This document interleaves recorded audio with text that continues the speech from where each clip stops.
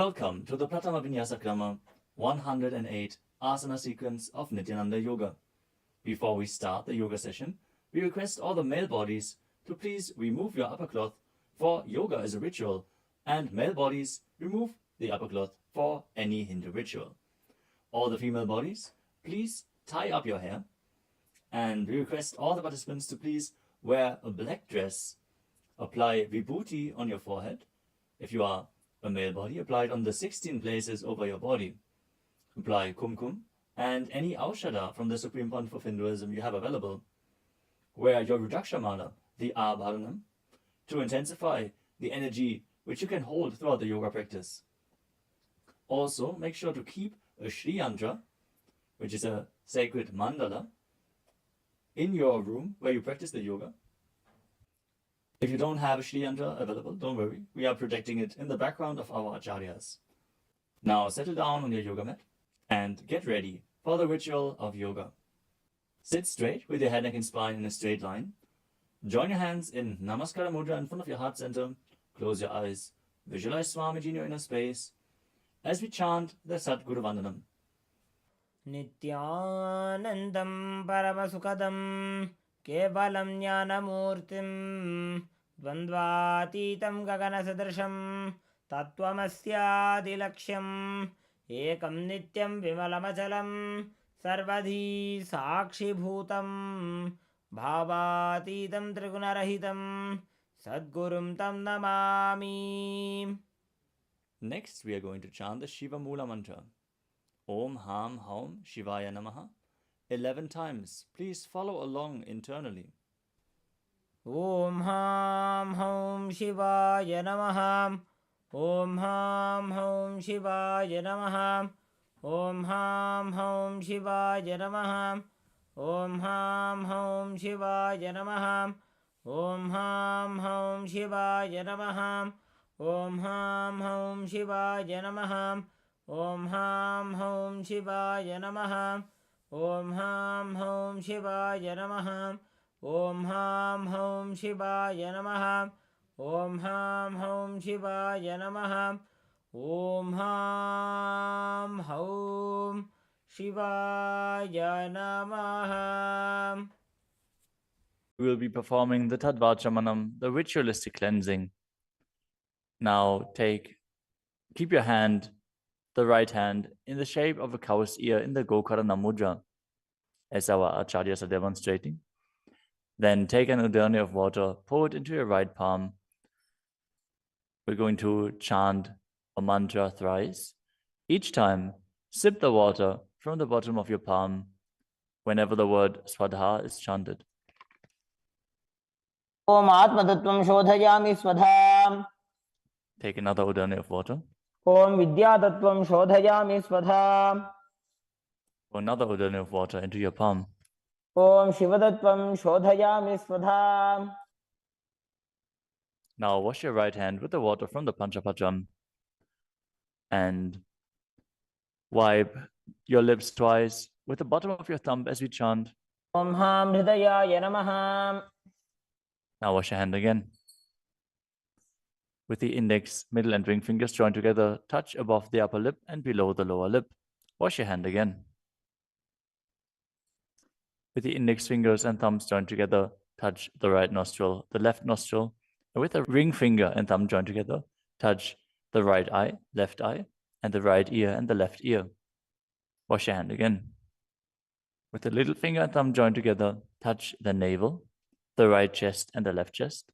And with all fingertips joined together, touch on top of the head, the right shoulder, left shoulder, and your heart center. Now wash your hand again. As you clasp the right hand over top of the left, place both hands on the right thigh. Set the sankalpa, the conscious resolution, what it is that you want to manifest today in today's Nityananda Yoga session as we chant the sankalpa mantra. Om Mamopatta Samasta Duridakshayadvara Bhagavat Shri Nityananda Paramashiva Prityartham Shri Nityanandeshwari Paramashiva Shakti Sameta Shri Nityanandeshwara Paramashiva Prityartham Cha Adya Purvokta Evam Guna Visheshena Vishishtayam Asyam Shubhadito.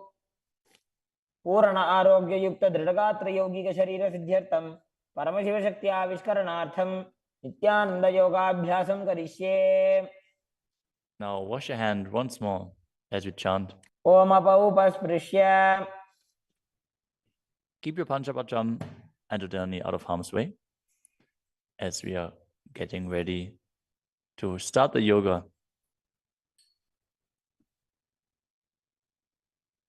Now sit in a comfortable cross-legged position with your head, neck, and spine in a straight line. Bring the index fingers and thumbs joined together on top of the knees in Bindu Mudra. Engage the three bandhas, the energy locks, which are contracting the perineal region and pulling it in and up. The Uddiyana Bandha, the stomach lock, contracting your stomach muscles and pulling your stomach in and up towards your spine. And the Jalandhara Bandha, the throat lock, tucking your chin to the chest and internally contracting your throat muscles. Together they form Mahamudra Bandha, which is a great secret of the yogic practice and will enhance your yoga practice manifold. Next up is the visualization. Hold the visualization for the right context of each of the asanas. The first visualization is Lord Shiva. You will always be able to see the visualization in the top right corner of the screen. So whenever you don't know how the visualization looks, you can just check the screen. Next up is Samana Kumbhaka. Now fill your stomach with prana as you meditate on a flame in your stomach, kindling the prana and raising up your spine. Chant the japa soham and visualize it rotating around your throat until the nectar oozes out into your body. Let us now perform the first asana, which is Sukhasana. तत्सुखासनमित्युक्तम् अशक्तस्तत्समाचरेत् आसनं विजितं येन जितं तेन जगत्त्रयम्. The next asana is Parvatasana. Now bring your legs into Padmasana with the feet on top of the opposite thighs. Then bring your palms together in Anjali Mudra and raise them up above your head, keeping your elbows straight. Engage all three bandhas, Mahamudra Bandha, as you visualize yourself as Mount Kailash. अथ वक्षे Mahadev पर्वतासनमङ्गलम्. The next asana is Halipavasana. Now bring the soles of your feet together in front of your body and hold the left hand by the right behind your back as you lean forward and place your forehead on the ground behind your heels. Engage all three bandhas as you gaze to the nose and visualize Swamiji in your inner space. पूर्वविधियाहु मे जानो उभय पकतली संपुटठानो.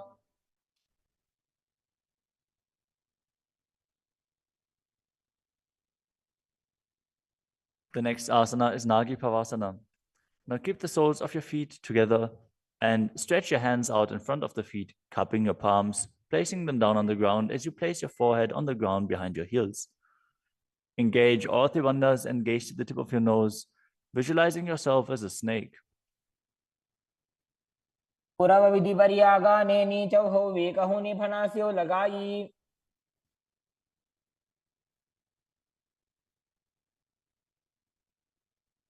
Next up is Kokilasana. Now hold the big toes with the index and middle fingers in Prana Mudra. Then raise the legs up straight and then cross them into Padmasana, leaning forward and down onto your elbows. Engage all three bandhas as you visualize yourself as a bird. स्थान्यदासनं वक्ष्ये yen Sidho भवेन्नरः. The next asana is Neti Asana. Now place one ankle on top of the opposite knee as you hold onto the opposite elbows. Engage all three bandhas, rotate your arms in a circle and gaze to the nose, visualizing Swamiji in your inner space, and after some time change the direction of the movement. घोड़ा बामा पादगी आशमाहिली सोये दक्ष चरण को वार लोता परिकुल्फ समोय.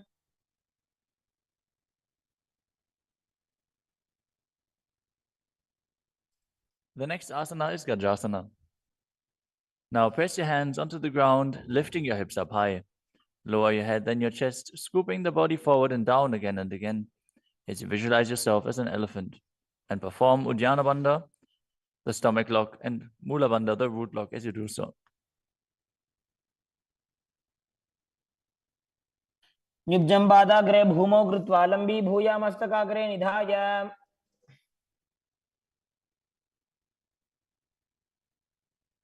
The next asana is Vrikshasana.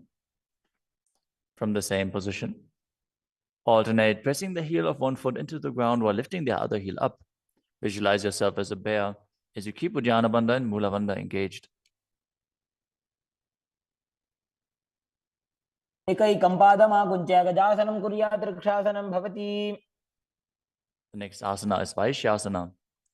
Now stand tall on the mat with the tips of the on the tips of the big toes, with all other toes raised off the ground. As you keep your head, neck, and spine in a straight line, and bring your index, middle, and ring fingers to the heart center in Hridaya Mudra. Visualize Swamiji in your inner space and perform Uddiyana Bandha and Mula Bandha. केशेन पादयुगलं बद्ध्वा तिष्ठेत अधोमुखः.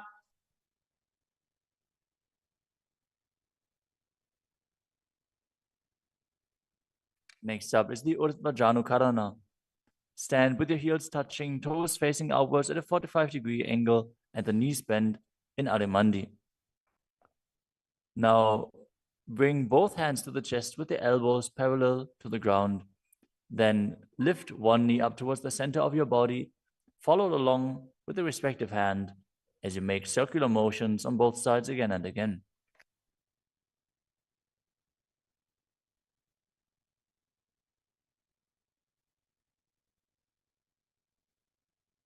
The next asana is Balalingasana. Now interlace your fingers from the outside in Sarvashankari Mudra and hold on to one knee, pulling it up towards your chest. Keep your head, neck, and spine in a straight line and visualize yourself holding a baby as you engage all three bandhas, Mahamudra Bandha.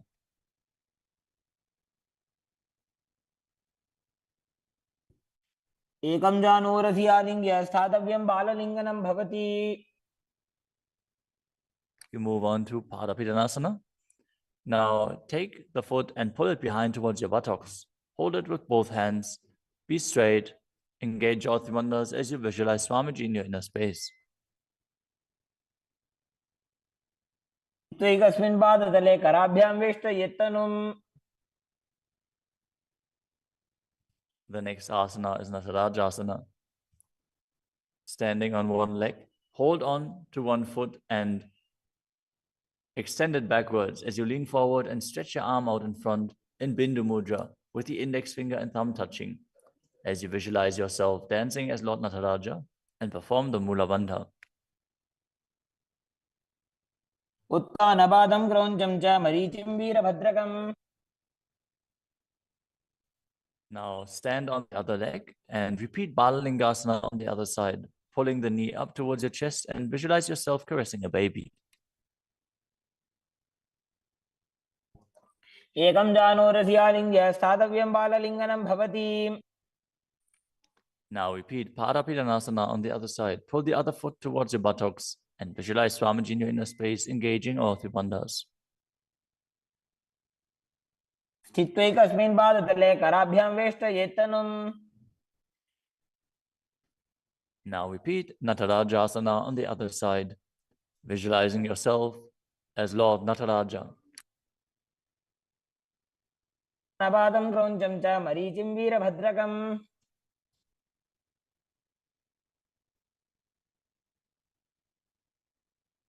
Next up is the Ardha Karana. From Adimandi position, bring the right foot behind the other with the toes down and the heel up. Keep the left hand at the chest and swing the right arm back and forth, gracefully moving the fingers one by one. Now keep the right hand over top of the nose, uncross your ankles, and repeat the movement on the other side.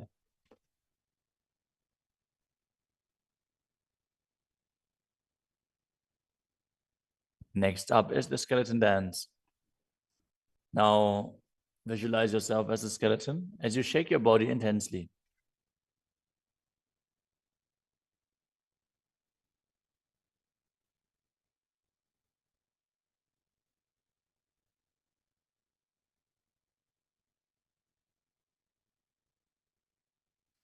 We move on to Karana. From Adimandi, with the heels together, toes pointing outwards and the knees bent, bring your hands above your head with the arms crossed, palms facing backwards. Now open your hips to one side and open the arms along above your head. Return to the center and repeat the movement on both sides again and again.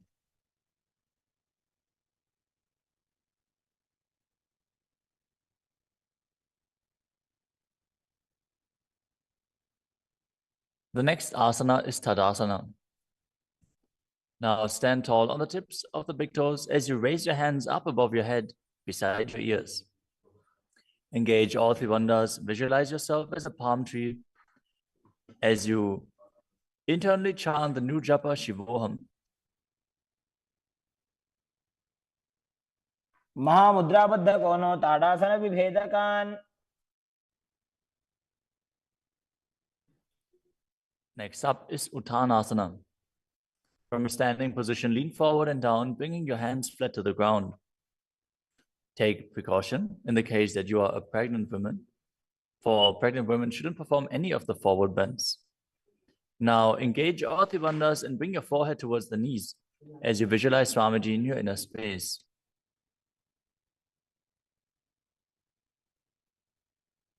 महामुद्राबद्ध कोनो ताड़ासन विभेदकान. The next asana is Tadakshvasana, the plank position. Now lower your body down onto your arms and feet as you tuck your chin to the chest and rotate your head from side to side, contracting your perineal region. Visualize Swamiji in your inner space. Keep breathing in the Samana Kumbhaka, filling your stomach with prana and visualizing a flame rising up your spine. गजासनवस्थित्वा मस्तकं वारं वारं दक्षिणकुक्षिं सव्यकुक्षिं नजेत्. The next asana is Bhujangasana. Now lower your entire body down onto your stomach as you keep the toes pointing backwards and your hands next to the chest. Now raise your head up using the strength of your lower back. Don't lift your body any higher than your belly button up. And open your mouth wide as you inhale through the hollow of your throat in Bhujangani Mudra. Visualize yourself as a cobra as you perform the Mula Bandha. अंगुष्ठनाभिपर्यन्तम् अधो भूमौ विनिन्यसेत्. The next asana is Shashasana. Now push your body up back into the plank position and alternate bringing one knee in towards your chest back and forth as you visualize Swamiji in your inner space and calmly breathe through your nose in Sahadra Kumbhaka. जासन संस्थितो जानुद्वयमाकुञ्च्य वारं वारं कर्तव्यं शशासनं भवति. The next asana is Rathasana. From a tall plank position, place one foot in between the two hands as you simultaneously jump one foot back and bring the other one in between the hands. Alternate again and again as you visualize yourself as a chariot. गजासन संस्थितो एकैकं पादं पुरोमार्गेण भ्रामयित्वा कर्तव्यं रथासनं भवति. The next asana is Vidavajrasana. Now keep one foot flat on the ground with the toes pointing forwards and the knee bent at a 90-degree angle. Now extend the other leg back, keep the knee straight and the toes pointed outwards. Raise your arms up parallel, pull the stomach in and up and gaze to your third eye, visualizing yourself as Lord Vidavajra as you perform Uddiyana Bandha and Mula Bandha. आशिष्टमदकौण्डिन्यमूर्धकुक्कुटमेव च. Now exchange the position of your feet and repeat Viravatasana on the other side. मदकौण्डिन्यमूर्धकुक्कुटमेव च.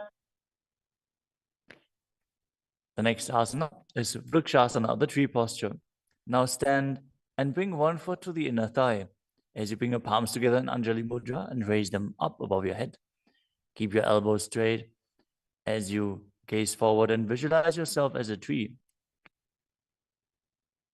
अमोरमूलदेशे च याम्यं पादं निधायतु. The next asana is Garudasana. Now bring the raised leg to the opposite hip. Join your hands in Namaskara Mudra in front of your heart center as you visualize yourself as Lord Garuda and engage the Mula Bandha. गरुडासनमावक्षे येन ध्यानं स्थिरं भवेत्. Now stand on your other leg and repeat Vrikshasana on the other side. वामोरुमूलदेशे च जाम्यं पादं निधायतु। Now repeat Garudasana on the other side, keeping the standing leg as straight as a rod and visualizing yourself as Lord Garuda. गरुडासनमावक्ष्ये येन ध्यानं स्थिरं भवेत्। The next asana is Trikonasana. Now stand and step one leg forward and the other one far back, keeping the front toes pointing forwards and the back toes facing sideways. Now bring your hands parallel to the ground and lean forward and down as you keep one hand down and the other one raised up. Gaze upwards, visualizing yourself as a triangle as you perform the Mula Bandha. उत्तानपादं क्रौञ्चं च मरीचिं वीरभद्रकम्। Exchange the position of your feet. Step the other leg forward as you repeat Trikonasana on the other side. उत्तानपादं क्रौञ्चं च मरीचिं वीरभद्रकम्। Next up is the Nikuttaka Karana. From Adimandi position, heels touching, toes pointing outwards and the knees bent, raise one heel off the ground and bring your hands in front of the heart center with the palms facing each other. Now stump the rest heel to the ground, raise the other heel up and exchange the position of your hands again and again.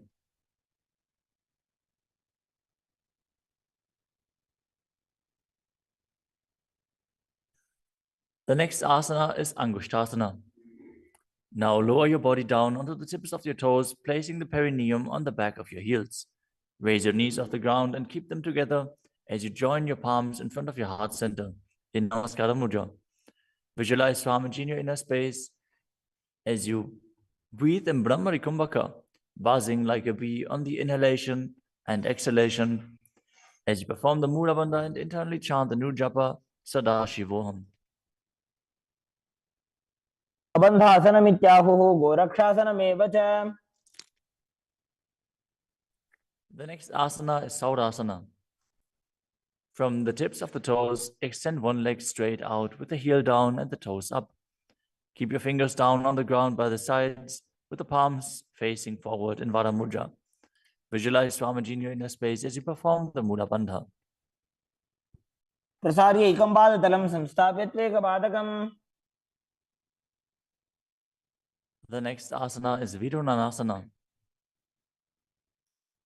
Now, from Saurasana, lean forward and hold on to the big toe in Prana Mudra. As you hold the back heel with the other hand, balance. Visualize Swamiji in your inner space and perform the Mula Bandha. गुल्फस्थितो पादमेकं प्रसार्य तत्पादाग्रं संस्पृश्य तत्करेण। Now exchange the position of your feet. Stretch the other leg forward as you repeat Saurasana on the other side. प्रसार्य एकं पादतलं संस्थाप्य त्वेकपादकम्। Now again, lean forward and down, holding on to the front foot and the back heel. Repeating Vidunanasana on the other side. स्थितो पादमेकं प्रसार्य तत्पादाग्रं संस्पृश्य तत्करेण। The next asana is Brahmajarankushasana. As you keep the toes on the ground and the perineum placed on top of the heels, which are raised off the ground, keep a gap between your legs and place the back of your hands on top of the respective knees. Contract the perineal region and tuck your chin to the chest as you gaze in between the two hands in Shambhavi Mudra, with eyes opened wide, unblinking, actually gazing within. As you visualize Swamiji within and perform the Jalandhara Bandha and Mula Bandha. द्वौ भणापाणि होय वैसे एड़ी mail रघुदानि वैसे। The next asana is Kapilasana. Now drop your knees to the ground with the toes tucked behind, sitting your perineum on the heels. As you keep your hands on top of the respective thighs and pull your stomach in and up, contract the perineal region, gaze to the tip of the nose and visualize yourself as Sage Kapila Muni. उभय पगदली समटारावे तिनकी Mahuli core मिलावे।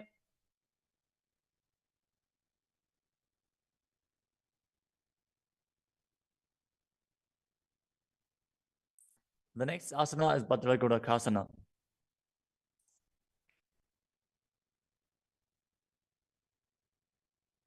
Maintain the same position as you shift your gaze up to the third eye.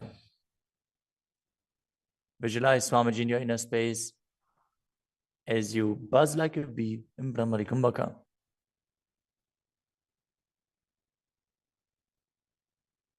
दो भूपकदली संपुट करे कौरवाली भूपति धरे.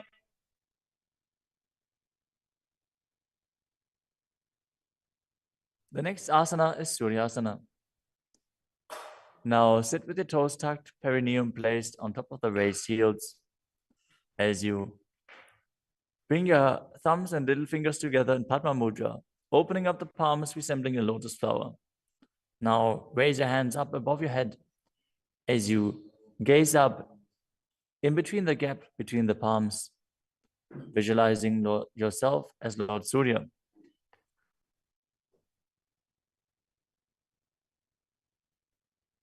AD दो गुदातरी आने फना पानी बैठक अब निठाने. The next asana is Mandukasana. Now sit with the toes flat, perineum on the heels. As you keep your hands on top of the knees, lift the tongue up against the roof of your mouth. As you catch the nectar of immortality dripping from the Sahasrara chakra with your frog tongue, as you visualize yourself as a frog in Manduki Mudra. Gaze to your third eye, breathe calmly through your nose in Sahajra Kumbhaka as you perform the Mula Bandha. तलो पृष्ठ देशे अंगुष्ठे द्वे च संस्पृशेत.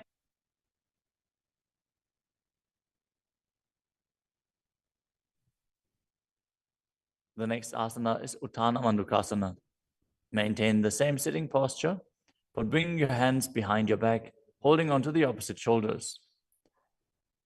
Gaze to your third eye, visualize yourself as a frog as you keep your tongue pressed against the palate of your mouth in Manduki Mudra. Perform Uddiyana Bandha and Mula Bandha as you do so.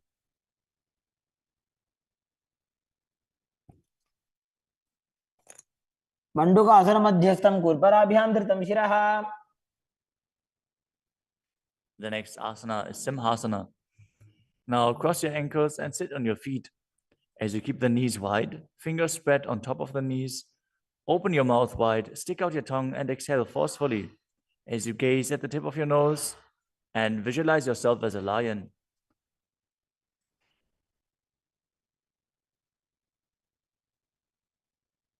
दक्षिणं सव्यगुल्फेन दक्षिणेन ततेतरम्. The next asana is Bhadrasana.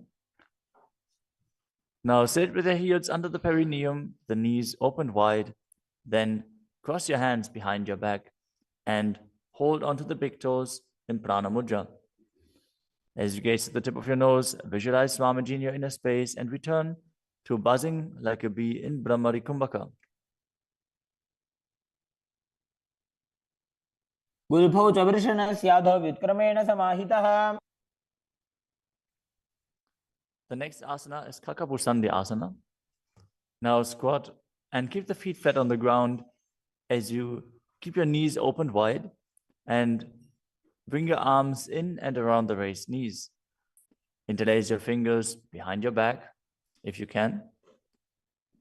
As you visualize yourself as a crow and gaze to the tip of your nose as you engage the Mula Bandha.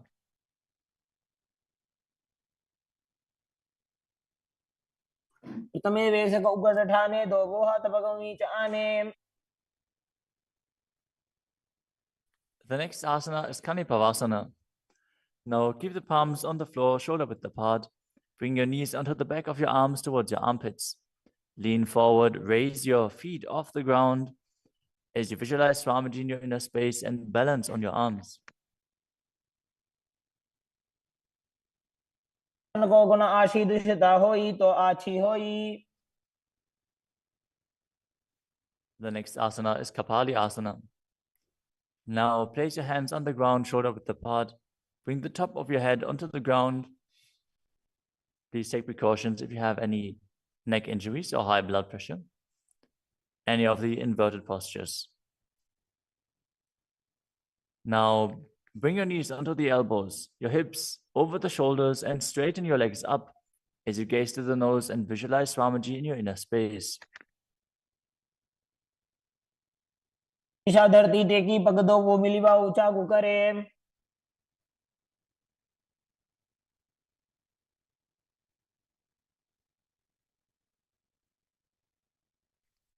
The next asana is Parshvamayurasana. Now squat on the toes with the legs together, twist your body and place both hands to the side as you align your elbows with the knee and hip and lean onto your arms, balance, extending your legs to the side. Gaze to your third eye as you visualize yourself as a peacock and exhale fully in Rechaka Kumbhaka as you hold your breath in the exhaled state. Perform the Mula Bandha as you do so. मयूरं दंडवत् कुर्यान् मायूरं दंडनामकम्. Now, twist your body in the other direction and repeat Parshvamayurasana on the other side. मयूरं दंडवत् कुर्यान् मायूरं दंडनामकम्. The next asana is Bhairaganathasana. Now place both hands on the ground, shoulder width apart. Stretch your legs back straight into Tadakshvasana, the plank position. As you step one foot outside the respective shoulder and bring it in between the two hands. Gaze to your third eye. Visualize yourself as Lord Kala Vaidava. As you breathe in your Rechaka Kumbhaka and perform the Mula Bandha. आसन की गुण पीती जागी. Now step the front foot back and step the other foot outside the shoulder in between the hands. Gaze to your third eye in Shambhavi Mudra with the eyes open wide, unblinking, as you visualize yourself as Lord Kala Bhairava.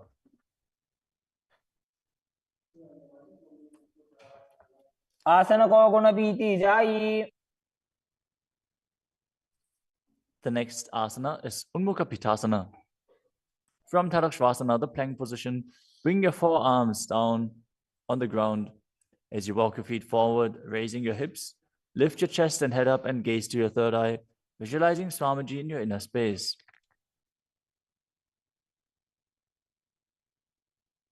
भून्यस्थो जानुनी हस्तो चतुष्पदम वाङ्मुखम्.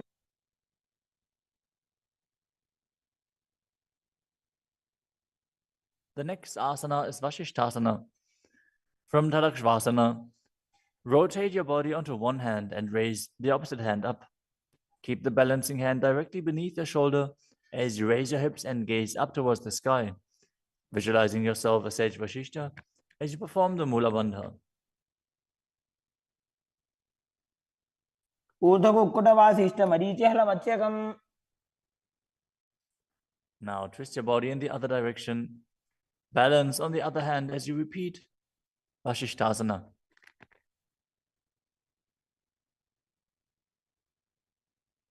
ऊर्ध्वकुक्कुटवासिष्ठ मरीचिहलमत्स्यकम्. Now come to a seated position and extend your legs out in front with the heel down and the toes pointing up. Now bring your hands under the buttocks with the palms facing up. Keep your spine straight, elbows close to your body. Tuck your chin to the chest. Contract the perineal region. As you gaze to the nose, visualize yourself as Lord Hanuman and internally chant the new japa Mahasadashivoham.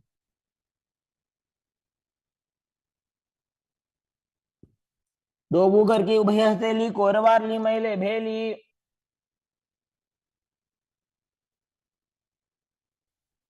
Next up is Paschimottanasana. Now visualize Swamiji in your inner space as you lean forward and down, holding onto the big toes in Prana Mudra. Perform Mahamudra Bandha, all three bandhas engaged, and exhale all the air from your lungs in Rechaka Kumbhaka. जानो बरिला लाटंतो पश्चिमं दानमुच्यते. The next asana is Ugrasana. With your legs straight, interlace your fingers behind your neck. Lean your chest forward and down, bringing your head to the knees by the strength of your core. Engage all three bandhas as you visualize Kali in your inner space. शुभानिभ्यां दृढं धृत्वा जानो परिशिरोऽन्यसेत्. The next asana is asana. Now, sit with the legs extended, bring one heel to the groin with the knee raised, and reach your arm in and around the raised knee as you clasp your hands behind your back. Bring your chest to the thighs, head to the knee, and visualize yourself as Sage Marichi.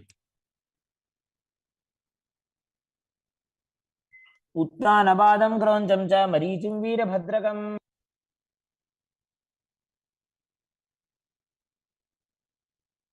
Now drop the knee down to the ground and lean forward, holding onto the front foot with both hands.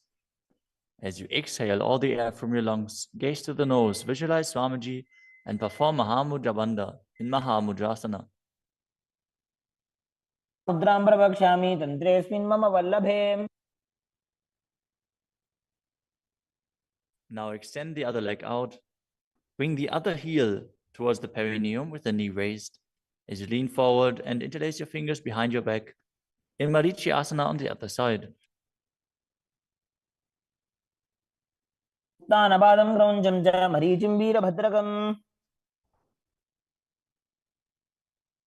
Now drop the knee down, lean forward, hold onto the foot, engage all three bandhas, repeating Mahamudrasana on the other side. महामुद्रां प्रवक्ष्यामि तन्त्रेऽस्मिन् मम वल्लभे. The next asana is Bhadrasana 2.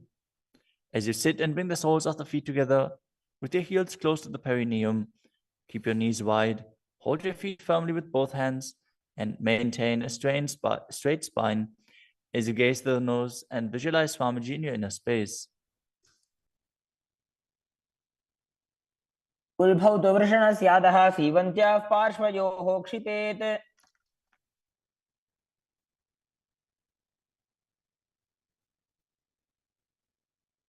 The next asana is Gvalipavasana. From Bhadrasana, extend your feet away from your body. Keep the toes together, heels apart, knees wide open. As you place your hands on the respective knees, tuck your chin to the chest and gaze to the nose.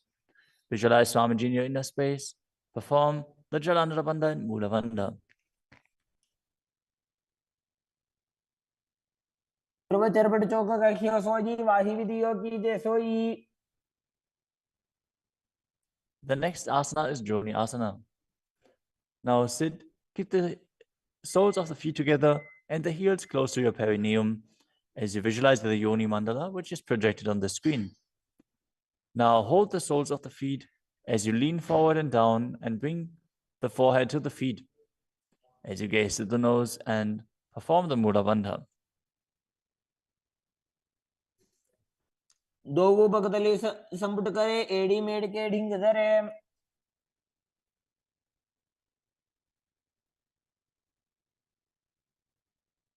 The next asana is Midakipavasana. As you sit and keep the heels together, toes apart and the knees wide, lean forward and down and extend your hands out to the side. Keep the palms facing down on the ground to the sides as you bring your forehead to the ground behind your heels. Gaze to your nose, visualize Swamiji and perform the Mula Bandha. पूर्व विधि परिभगतली संपुट शोल एड़ी मिली राशे. Next up is Siddha Samadhi Asana. Now sit and keep the toes together, heels apart. As you bring your arms below the shins, extend them out to the sides and keep the palms facing up. Bring your forehead to the ground above your feet as you bring your toes near your throat if you can. Gaze to the tip of your nose, visualize Lord Surya in your inner space and perform the Mula Bandha. दोवो भगतली संपुट करे शोले मेड़ आगा में धरे. Next up is Chinaki Pavasana. Now sit and keep the heels together, toes apart, as you hold the feet and open them up like a book, bringing the backs of your hands onto the ground and the elbows pressing down on the thighs. Gaze at the nose and visualize Swamiji in your inner space. दो बगांगी एड़ी धरती मगिवा मेड़ लगावे. The next asana is Chadapata Chukasana. Sit and bring the soles of the feet together with the heels at your perineum. Open the knees and place your hands on top of the knees as you gently press them down. Pull your stomach in and up, gaze to your third eye as you visualize Swamiji in your inner space. द्वौपकतली संपुटधारे आगाने करजार पसारे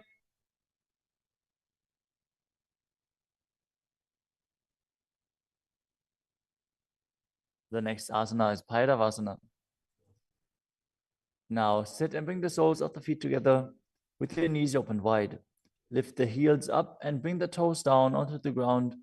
As you keep your knees on the ground, pull your stomach in and up and place your hands on the knees in Bindu Mudra. Gaze to your third eye as you visualize yourself as Lord Kala Bhairava.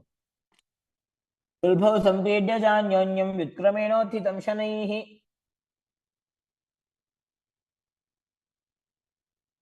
The next asana is Samanasana. Now sit with one heel at the perineum. Lift and hold the other foot, pulling the sole of the foot to your chest.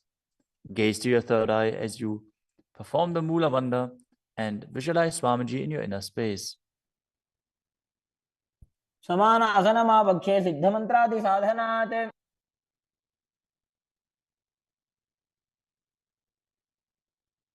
The next asana is Apanasana. As you sit, place one leg on top of the respective shoulder and raise the other foot upwards and straight. Keep the hands on the ground to the sides as you gaze to your third eye and visualize Swamiji in your inner space. परं पादमेकं च स्कन्धे चारोऽपि यत्नतः Now repeat Samanasana on the other side. Bring the other heel towards your perineum and pull the opposite foot towards your chest. समानासनमावक्षे सिद्धमन्त्रादिसाधनात् Now repeat Apanasana on the other side. Bring the other leg over top of the respective shoulder, extending the opposite leg forward and up.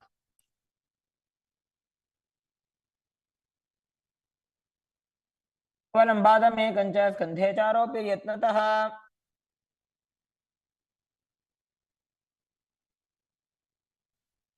Next up is Gomukhasana.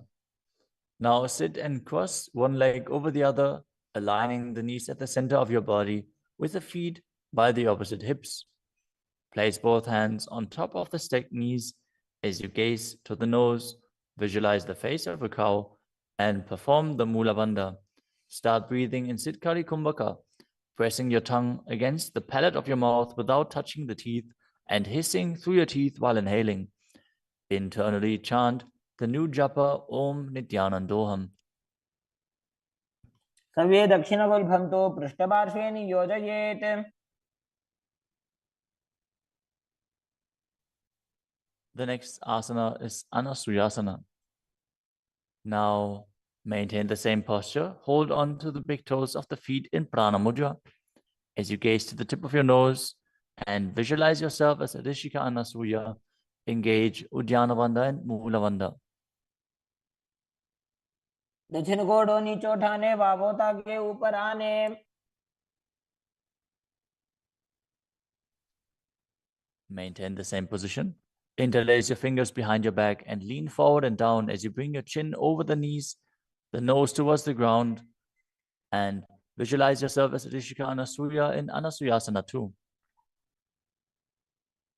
जीमणा गोदा की संधि उपरिड़ा वागोड़ा की संधि The next asana is Garudasana too.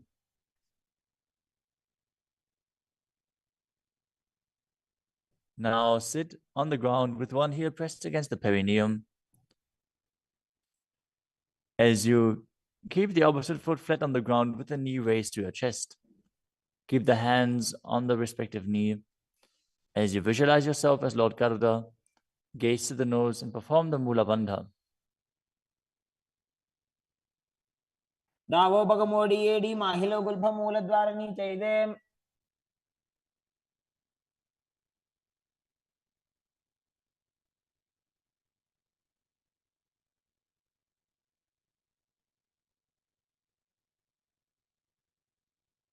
The next asana is Naradasana. Now sit and place your perineum on top of one heel as you interlace your fingers behind your neck. And twist your elbows outside of the raised knee. Gaze to your third eye and visualize yourself as Narada as you perform the Mula Bandha.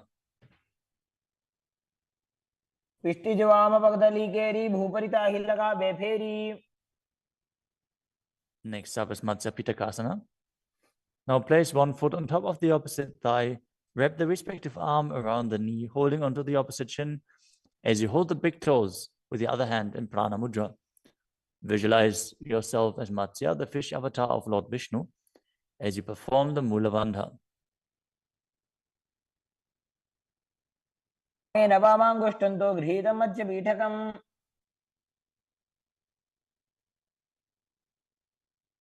Now slide your knees over top with the other knee on top, repeating the Gomukhasana position on the other side. Gaze to the nose and visualize the face of a cow as you keep hissing through your teeth without the tongue touching your teeth. In Siddhkari Kumbhaka.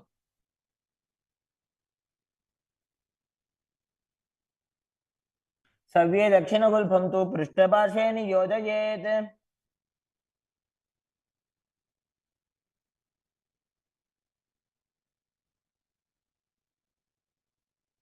Next up is Anasuyasana on the other side. Hold onto the big toes as you visualize yourself as Rishika Anasuya.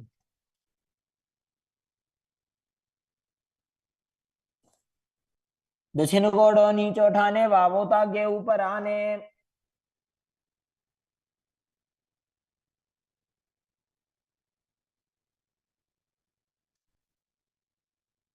Now, from the same position, interlace your fingers behind your back and lean forward and down, chin over the knees, nose towards the ground in Anasuyasana 2.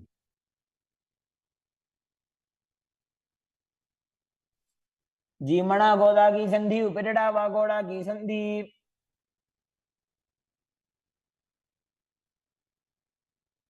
Now repeat Garudasana 2 on the other side, bringing the other heel towards the perineum, knee raised, hands on the knees, as you visualize yourself as Lord Garuda.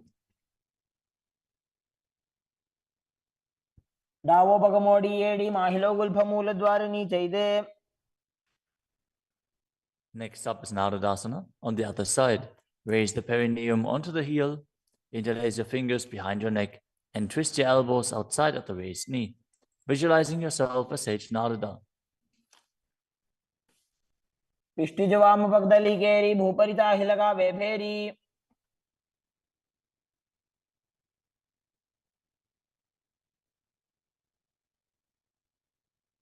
Next up is Matsya Pitakasana on the other side.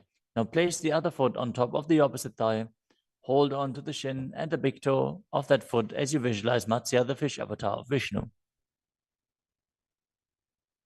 Women वामांगुष्टं गृहीतं मत्स्यपीठकम्. Next up is Matsindrasana. Now place one foot on top of the opposite thighs as you place the opposite foot on the ground, flat. Twist and bring the elbow outside of the raised knee. Keep your raised arm by the neck. Turn your head back and gaze to your third eye, visualizing Matsyendranath, the great sage and master of Hatha Yoga. उदरं पश्चिमाभासं कृत्वा तिष्ठति यत्नतः.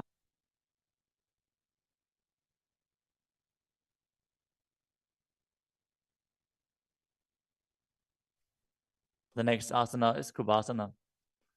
From Matsyendrasana, twist and bring your elbow outside of the raised knee as you extend your hand down to the foot, keeping the opposite hand at the respective ear. Twist your body back. Gaze back and up towards your third eye, visualizing yourself as a camel. आसन को गुण झोल हो जाए. Next up is Matsyendrasana 2. Keeping the hand extended down towards the foot, place your hand behind your body onto the ground as you gaze up to your third eye and visualize Matsyendranath. मत्स्येन्द्रपीठं जठर प्रदीप्तिं Prachanda रुक्मण्डल खण्डनास्त्रम्. Now repeat Matsyendrasana on the other side. Extend the other leg out. Bring the opposite foot onto the thigh as you twist your elbow outside of the waist knee and gaze back.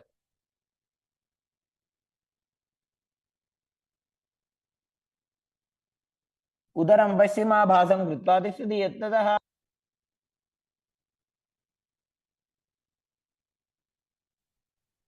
The next asana is Kubhasana on the other side.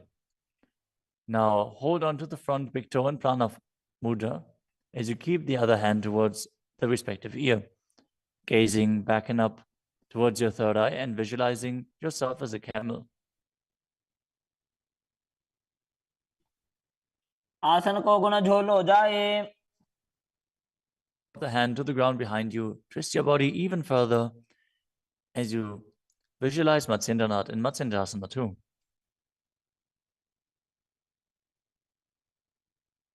मत्स्येन्द्रपीडं जठर प्रदीप्तिं Prachanda रुक्मण्डल खण्डनास्त्रम्. The next asana is Padmasana. Now place your feet on top of the opposite thighs as you keep your palms flat on the respective knees. Engage all three bandhas, Mahamudra Bandha, as you gaze to the tip of your nose. Visualize yourself as Lord Shiva. Breathe in Sitali Kumbhaka, now pressing your tongue against the back of the teeth, hissing while inhaling as you internally chant the new japa Om Nityananda Mahasada-shivoham. आसनं द्विविधं प्रोक्तं पद्मं वज्रासनं तथा. The next asana is Padmasana too. As you sit in Padmasana, cross your hands in front of your body and hold onto the big toes in Prana Mudra.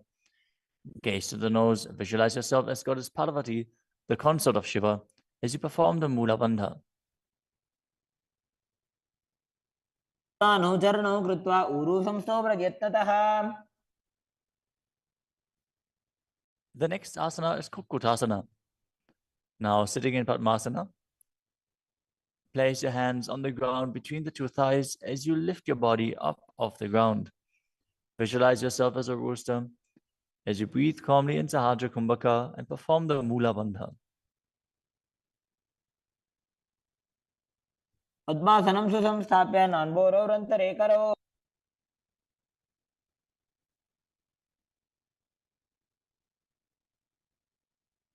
The next asana is Baddha Keki Asana. From Padmasana, raise up onto the knees as you bring your hands flat on the ground with the fingers pointing backwards. Keep the elbows together, press them against the navel, and then lean forward. Find balance and extend your knees up off the ground. Visualize Swamiji in your inner space as you perform the Mula Bandha.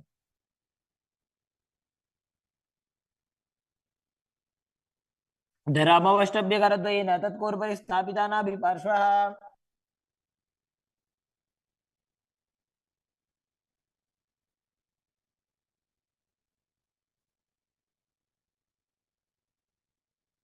The next asana is Mayurasana. While on your knees, place your palms on the ground with the fingers pointing backwards. Keep your elbows at the navel, lean back, lean forward, find balance, and extend your legs up off the ground, visualizing yourself as a peacock as you perform the Sahajra Kumbhaka and engage the Mula Bandha.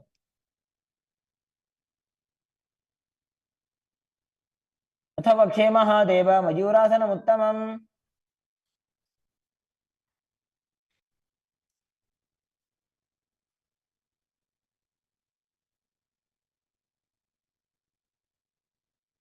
Next up is Makarasana. Lay down on your stomach with the feet pointing outwards and the forehead on the mat. Interlace your fingers behind your neck as you visualize yourself as a crocodile and perform the Mula Bandha. अध्यासशेते हृदयं निधाय भूमौ च पादौ च प्रसाद्यमानौ. As you lay on your stomach, place your hands on the ground beside your chest. Raise your legs up, bring the thighs off the ground, visualizing yourself as a locust. In Shalabhasana. अध्यासशेते करयुग्मवक्षो भूमिमवष्टभ्य करयोस्तलाभ्याम्. The next asana is Ustrasana. As you lay on your stomach, bring your hands to the feet. Pull the feet down towards the ground outside of your hips. As you visualize yourself as a camel and perform the Mula Bandha. अध्यासिषेते पदयुग्मव्यस्तं पृष्ठे निधायापि धृतं कराभ्याम्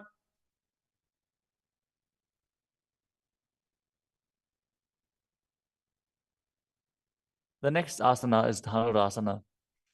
From Ustrasana, tighten the grip on your feet and kick the legs back and up as you lean forward and lift your chest off the ground. Gaze up to your third eye and visualize yourself as Pinaka, Lord Shiva's bow. Perform the Mula Bandha as you do so.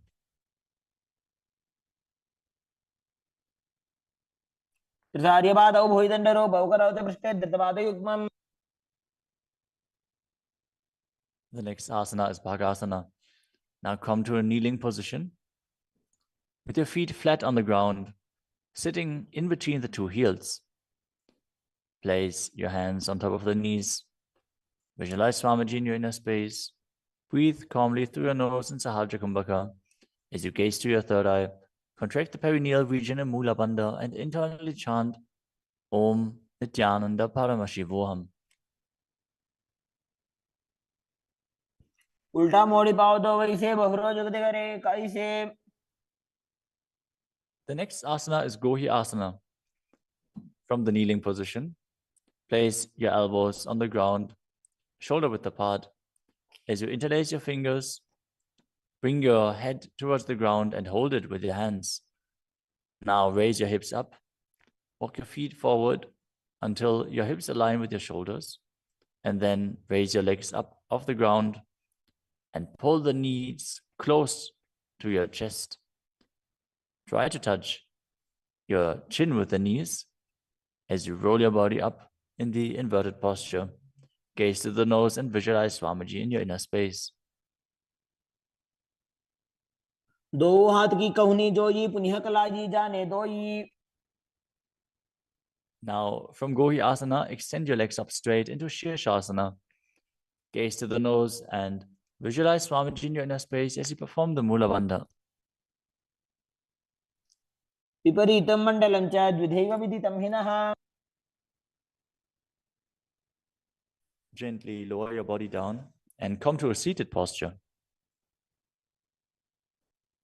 Now sit with your hands behind your calves and stretch your legs up. Bring your forehead to the knees as you come to a vertical position with your legs. Visualize Swamiji in your inner space and perform the Bhastika Kumbhaka, rapidly exhaling from your diaphragm, pushing the air out without inhaling, like the bellows of a blacksmith. We're going to perform Bhastika Kumbhaka for the next few asanas, so keep your core engaged and rapidly breathe through your nose. दो हाथ पग बाहर आने घोड़ा तरे का कसी ठाने. The next asana is Parighasana. Now sit and extend your legs out and up at a 45-degree angle. Bring your hands behind. Hold the opposite shoulders as you keep the chest upright, legs straight, toes pointed. Gaze to your third eye as you visualize yourself as a mace.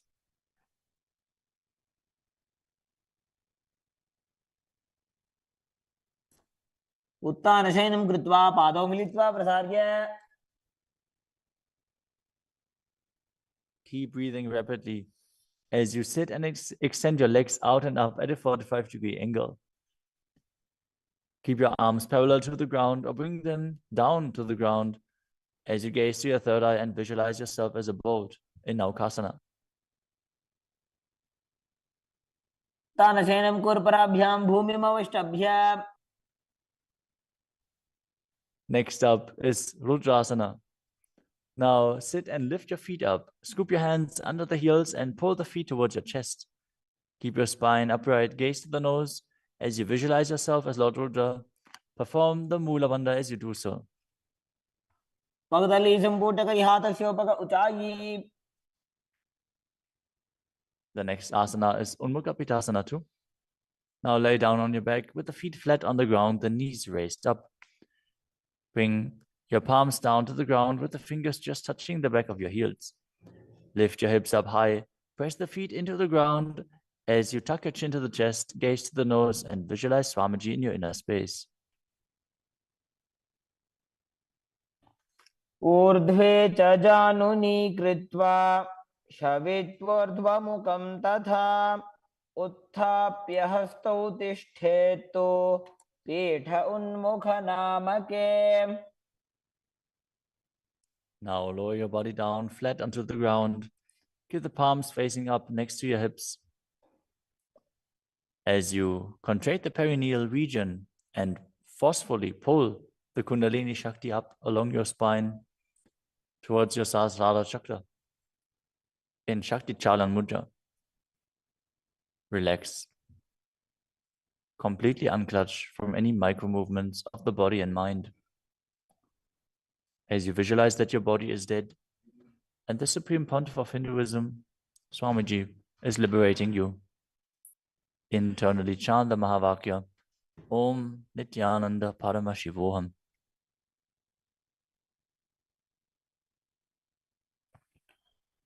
उत्तानं शववद्भूमौ शयनं तोषवासनं शवासनं श्रान्तिहरं चित्तविश्रान्तिकारकम्. ॐ नित्यानन्द परमशिवोऽहम्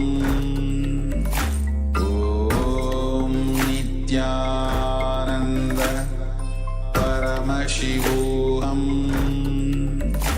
ॐ नित्यानन्द परमशिवोऽहम् ॐ नित्यानन्द परमशिवोऽहम् ॐ नित्यानन्द परमशिवोऽहम् ॐ नित्यानन्द परमशिवोऽहम् ॐ नित्यानन्द परमशिवोऽहम् ॐ नित्यानन्द परमशिवोऽहम् ॐ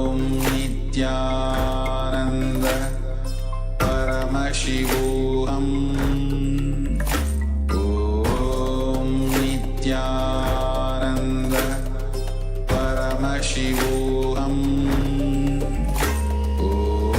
ॐ नित्यानन्द परमशिवोऽहम् ॐ नित्यानन्द परमशिवोऽहम् ॐ नित्यानन्द परमशिवोऽहम् ॐ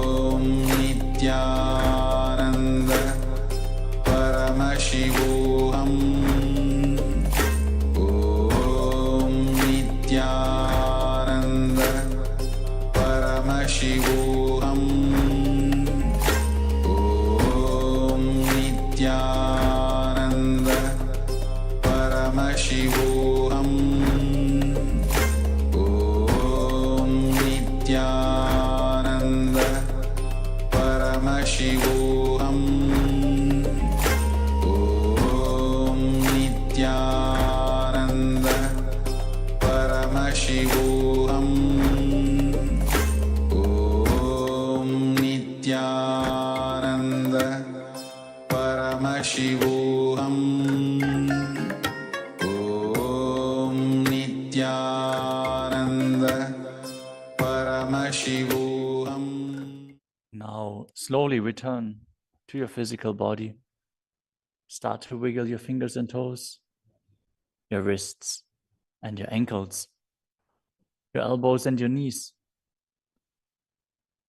Pull your knees up towards your chest and rock your body from side to side as you return to a comfortable seated position.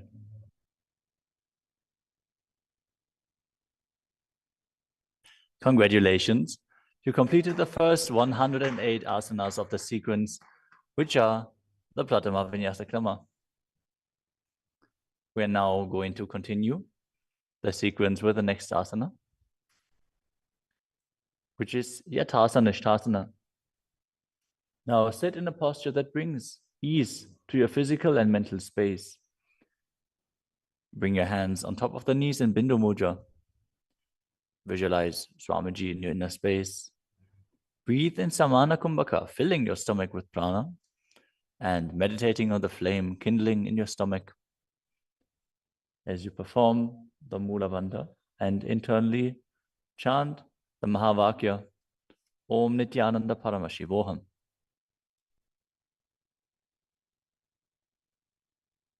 पर्यङ्कं तत्समाख्यातं यथासंस्थं यथा स्थितिः. Next up is Samasana. Now, sit in a cross-legged position. Keep your hands on the knees with the thumbs and index fingers touching. Take a long, deep inhalation and hold your breath. After exhaling, breathe deeply in and out, visualizing Swamiji and performing the Mula Bandha. इदानीं गर्भिणीनां योगाभ्यासो यथा लघु. Next up is Muktasana. Now place the left foot against the genital region and place the right foot over top of the left. Keep your hands facing down on top of the knees. Gaze to your nose as you visualize yourself as a sage liberated by the Supreme Pontiff of Hinduism in Muktasana. निबीड्य सीविनीं सूक्ष्मां दक्षिणेतर गुल्फतः. Next up is Siddhasana. Maintain the same position as Muktasana. As you switch your gaze to your third eye, visualize Swamiji in your inner space and perform the Mula Bandha. स्थानुसंयमितेन्द्रियो तलदृशा पश्यन् भ्रुवोरन्तरं चैतन्मोक्षकपातभेदजनकं सिद्धासनं प्रोच्यते. The next asana is Siddhi Asana. Now maintain the same position as in Siddhasana. Switch your gaze to the ground in front of you as you engage all Tribandhas and visualize Swamiji in your inner space. वामपादके इडीजानो सीवनिमधितासुकोठानो. The next asana is Rudrasana too. Keep your legs in the same position as Siddhi Asana. Rotate your hands on top of the knees into Bindu Mudra. Switch your gaze to the third eye. Visualize yourself as Lord Rudra as you perform the Mula Bandha. वामचरण परिदक्षिणे दाखे एकजुगति ऐसे विधि दाखे. Next up is Santadunasana. Now maintain the same position. Switch your gaze to the nose and embody tranquility and an unshakable nature. आसन की गुण मन की चंचलता मीटे. Next up is Siddhasana too. Maintain one heel on top of the other as you bring your hands to the navel, cupping your palms over the other, resembling a lotus flower in Samputa Mudra as you visualize Swamiji in your inner space and perform the Mula Bandha. ऋजुकाय समासीन सिद्धासनमुदीरितम्. The next asana is Bandha Yoni Asana. In this asana, we are going to perform the Shanmukhi Mudra, which can increase blood pressure. So if you have blood pressure related issues, don't perform this asana. At least pay attention to your body and practice caution. Now set your sankalpa of manifesting through the womb of creation as you maintain the same sitting posture and then exhale fully as you bring your little fingers beneath the bottom lip, ring fingers above the upper lip, middle fingers closing the nostrils, ring fingers over the eyes and the thumbs closing the ears. मध्ये महादेव बन्धयोन्यासने शृणु. The next asana is Virasana. Place one foot on the thigh and the other foot under the opposite thigh. Touch your thumb and index fingers together in Bindu Mudra. Place them on top of the knees as you embody the space and state of bravery. Vida. एकं पादमथैकस्मिन् विन्यस्योरुणि संस्थितः. The next asana is Valmikasana. Now keep the left heel on the right side of the regenerative organs and the toes under the thigh, with the right foot on top of the left, with the toes by the knee.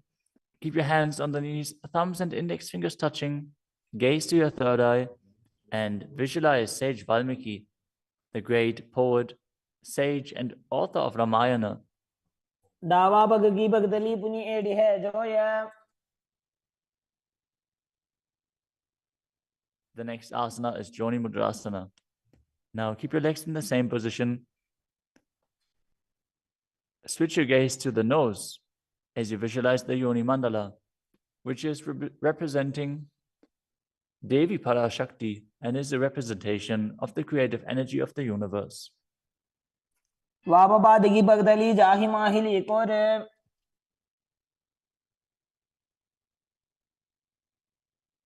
Next up is Yoni Asana.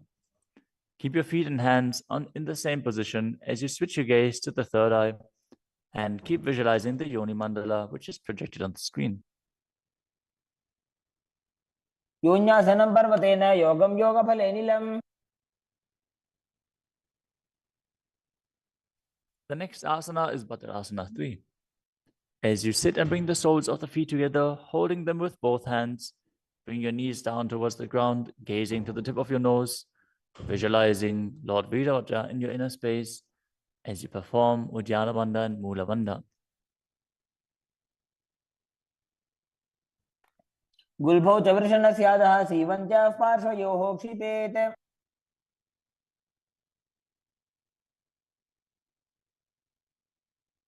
The next asana is Aghodasana. Now keep the soles of the feet together, heels at the perineum. Press your tongue up against the roof of your mouth or even higher, if you can, into the nasal tract in Kechari Mudra. Gaze to your third eye. As you cover your mouth with the right hand, close the left nostril with the index finger. Inhale through the right nostril, close both nostrils, and then hold your breath.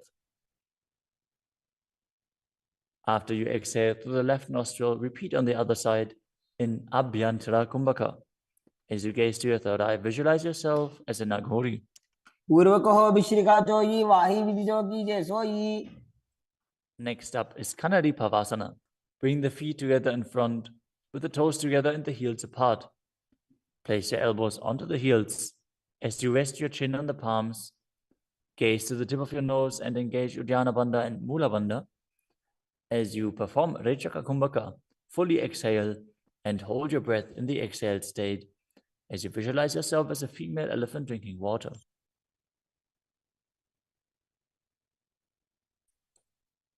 वाली पाव आसन कख्यो है जैसे Yahoo में जाने विधि तैसे.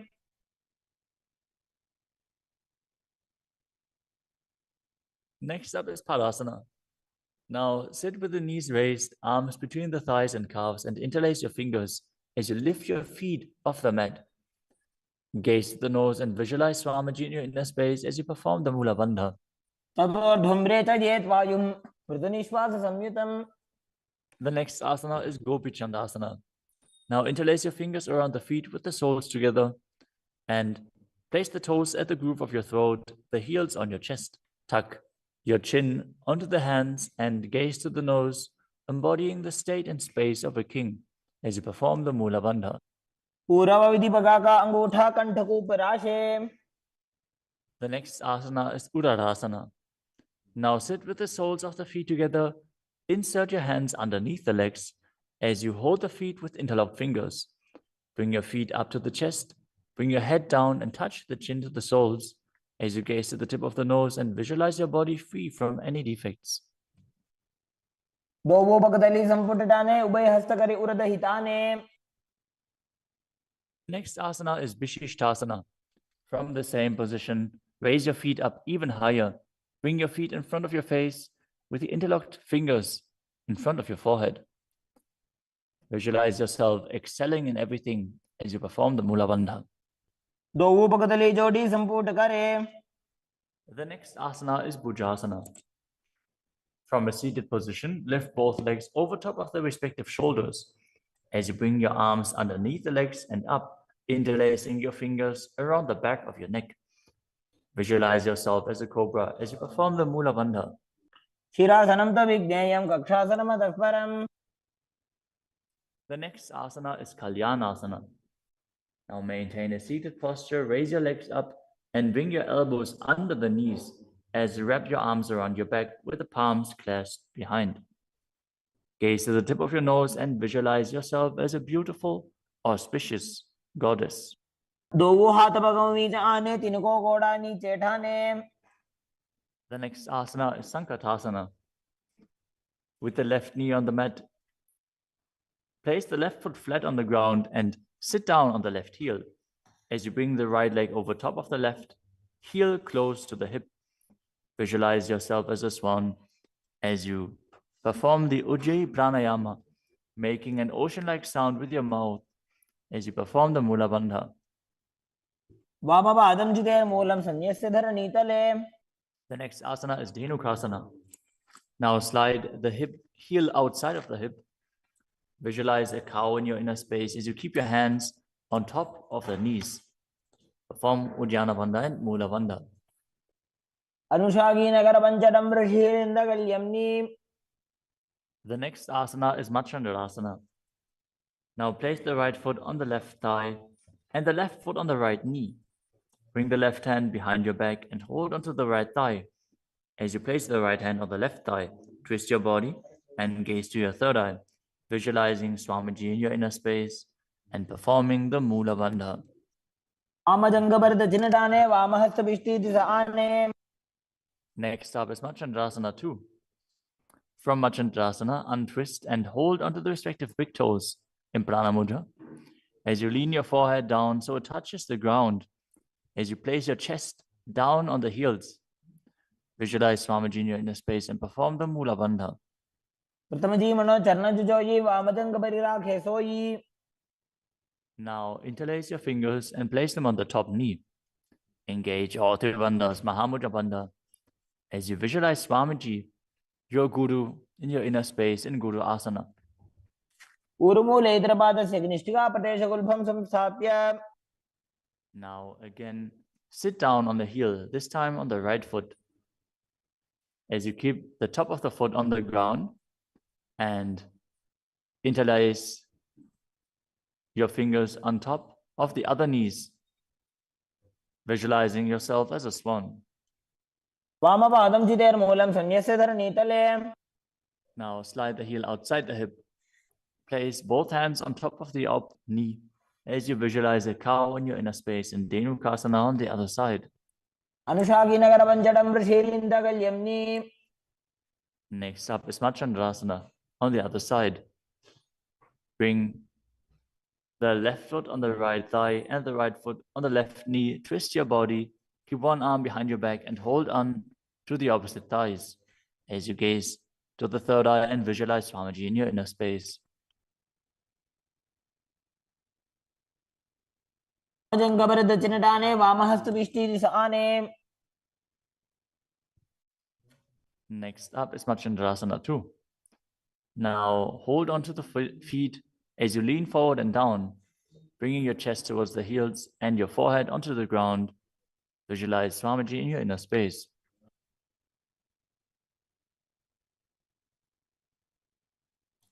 प्रथमजी मनो चरणजुजोयि वामजङ्घपरिराखे सोयि. Now place your hands interlaced on the top knee as you visualize Swamiji, your Guru, in Guru Asana, engaging all three bandhas.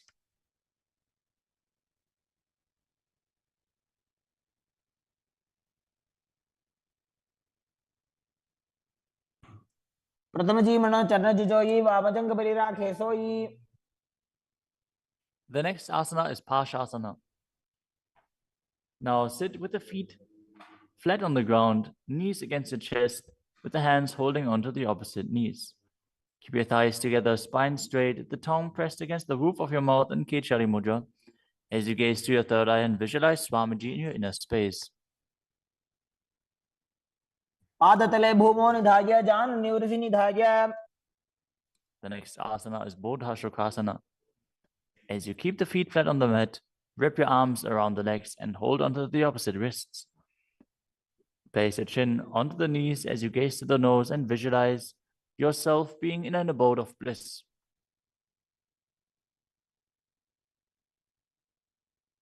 तोबू भगतली भूपरिधरे korma हिरि ऐसे करे. The next asana is Kurakatasana. Maintain the same position, but place your arms under the knees and hold onto the opposite elbows. Gaze to your nose Keep your tongue pressed up in Kechari Mudra, visualizing Swamiji in your inner space. दोवो हाथ पग बाहर ले आवे, गोडा नीचे ले टहरावे. Maintaining the same hold beneath the knees, bring the right foot over top of the left so the heels cross with the toes pointing up. Gaze to your nose and visualize the great sage and Maharishi Sumati in Sumati Asana. मूलद्वारी धरती परिठाने, डावा पग परिदच पद आने.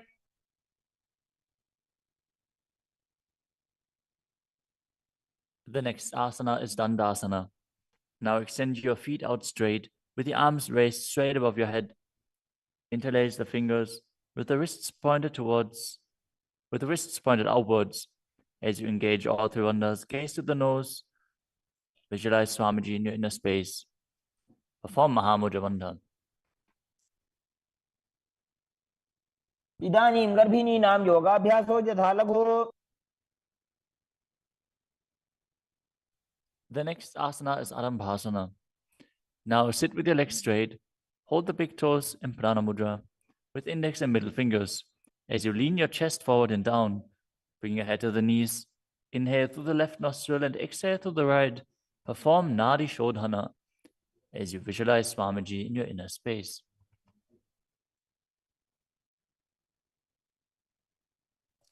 दोवो पग मिलिवा पसारी, पगा का अंगूठा पकड़ी लीलाट गोड़ा लगावे. The next asana is Bhidokasana. Now sit with the legs straight. Extend the knees slightly up. Bring one hand distance between the heels. As you bring your shoulders down, wrap your hands in and around the legs.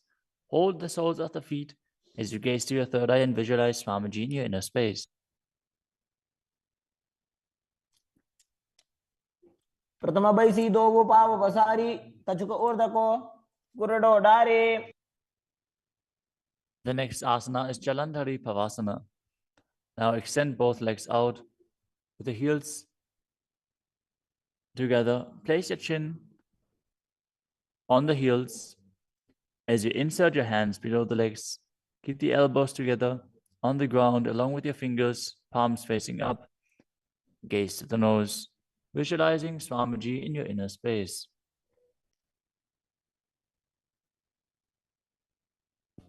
दोवो एड़ी मेली के दीजे, हाथ पसारी. The next asana is Urdhva Paschimottanasana. As you sit with the legs extended, lift one foot behind the neck. Lean forward and down as in Paschimottanasana. As you visualize Swamiji in your inner space. If you can't, bring your leg behind your neck.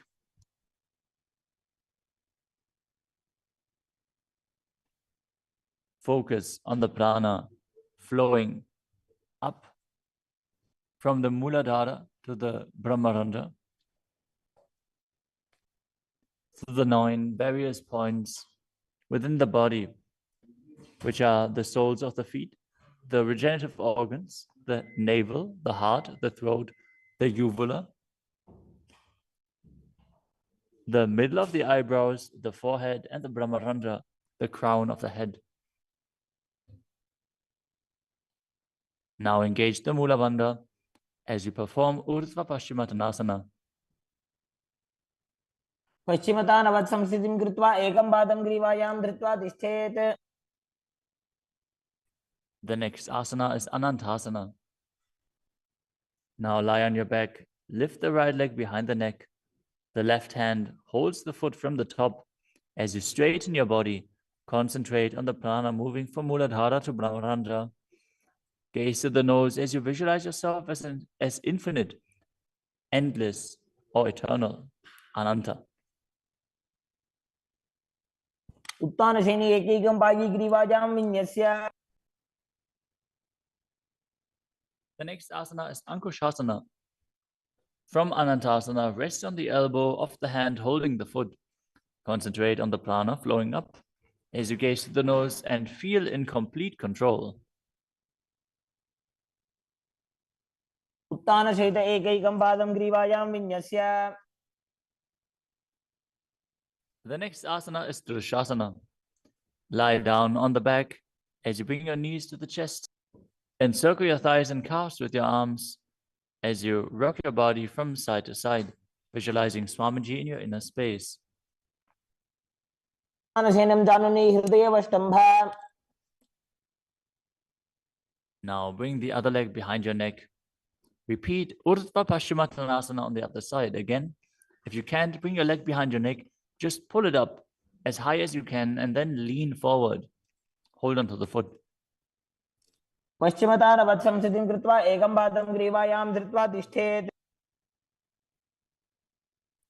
Now, with the leg still behind your back, straighten your body, lay on your back, hold onto the foot with the opposite hand as you gaze to the nose and visualize yourself as being endless. तानशेने एकैकं पादी ग्रीवायां विन्यस्य. Now, roll onto your elbow and feel in complete control in Ankushasana. उत्तानशेते एकैकं पादं ग्रीवायां कुर्वन्. The next asana is Yoga Nidra. As you lie on your back, lift your legs one by one up behind your head. Hold your hands behind your back as you gaze to the nose. Visualize Swamiji in your inner space and focus on the upward flowing prana. पादाभ्यां वेष्टयेत् कण्ठं हस्ताभ्यां पृष्ठबन्धनम्. The next asana is Atmadhammasana. While laying on your back, raise your legs towards your head, wrap your hands around the legs and interlace your fingers behind your neck. Gaze to the nose as you visualize Lord Vishnu blessing you from within.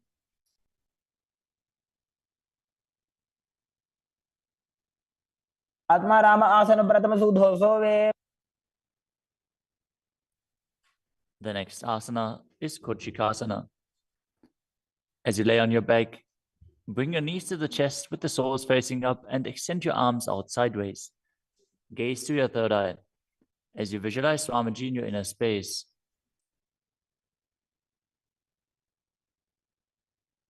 हाथ सीधा सागरे 300 उभय सभा करे. Next up is the Jatara Parivriti.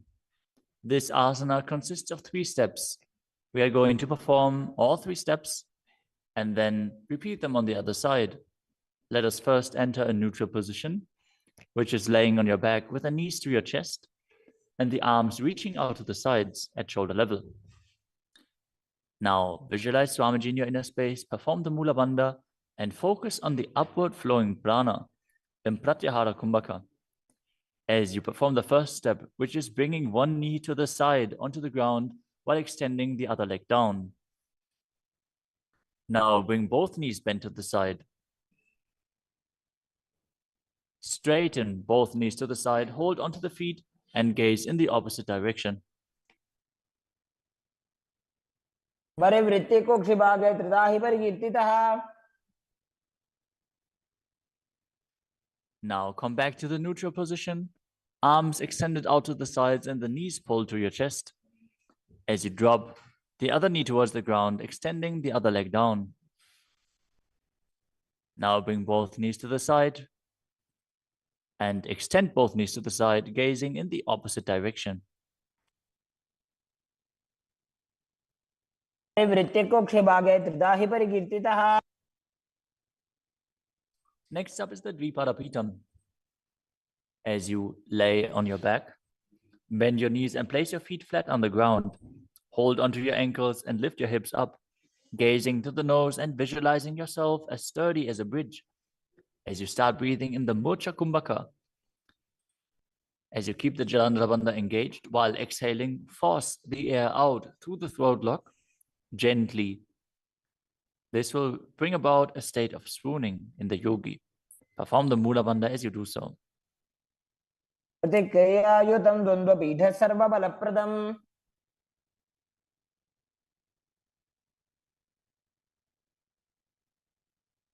Next up is Palyankasana. Laying on your back with the feet flat on the mat, bring your arms over your head and place your hands flat on the mat as well, with the fingers pointing towards your feet. Lift your entire body up off the ground as you visualize yourself as sturdy as stone furniture. Breathe through your nose in Sahajra Kumbhaka as you perform the Mula Bandha. उत्तानशयनं हस्ततलाभ्यां भूमिमवष्टभ्य. The next asana is Svantanasana. Lay on your back with the knees to your chest. With the hands on the respective shoulders, move your hips in a circular motion and visualize that you're a dog playfully laying on its back. Perform the Mula Bandha as you do so. शरीरं संस्थाप्य जानुनी सम्मील्य नाभो वाणीय. Next up is the Viparita Karani. Lie supine, raise your hips and legs up as you extend your hands down on the mat below, helping you balance your body as your legs are raised up. Move your legs in a circular motion as you visualize Swamiji in your inner space and keep Jalandhara Bandha and Mula Bandha engaged. भूतले स्वशिरो दत्त्वा खेनये चरणद्वयम्. Next up is the Viparita Karani too. Now stop the movement of your legs. Keep them pointing up straight as you visualize Swamiji in your inner space. Karni विपरीताख्या सर्वाधिव्याधिनाशिनी. Next up is Langalasana. As you lay on your back, lift your hips and take your feet over the head with the toes on the floor. Stretch your hands out on the ground behind your back. Clasp your palms, rest on your neck and shoulders. As you visualize yourself as a plow, breathe in Mocha Kumbhaka with Jalandhara Bandha and Mula Bandha engaged. दिवाकण्ठेन भूमिं विष्टम्भ पादाग्रद्वयम् ऊर्ध्वमुन्नयेत्. The next asana is Sarita Paschimottanasana. As you lie on your back in the same position, bring your hands to the feet. Pull your thighs to the chest and hold on to the toes as you keep your arms and legs straight. This is one of the 84 different asanas revealed directly by Lord Paramashiva himself. Visualize Paramashiva as you perform Jalandhara Bandha and Mula Bandha. तानं शयित्वात् कुर्वीत शयितपश्चिमतानकम्. Next up is Supta Konasana. Maintaining the same position, bring your hip over top of the shoulder level and open your legs wide apart. Visualize Swamiji in your inner space. Perform Jalandhara Bandha and Mula Bandha. परिवृत्ति कोक्षे भागे त्रिदाहि परिकीर्तितः. The next asana is Chakrasana. Now bring your legs over top of your head, toes on the ground, hold onto the ankles of the feet and roll onto your back, keeping your legs straight. Visualize yourself as a chakra, a wheel, as you perform Jalandhara Bandha and Mula Bandha. पाशनस्तद्वौ पादौ कुर्यान्मस्तकतः परो. Next up is Supta Prasarita Parangushtasana. As you lay on your back with the legs vertical, hold on to the big toes in Prana Mudra and then open your legs wide to the side. Visualize Swamiji in your inner space as you return to breathing in Ujjayi Pranayama, making an ocean-like sound with your mouth. उत्तानपादं क्रौञ्चं च मरीचिं वीरभद्रकम्. The next asana is Supta Parangushtasana.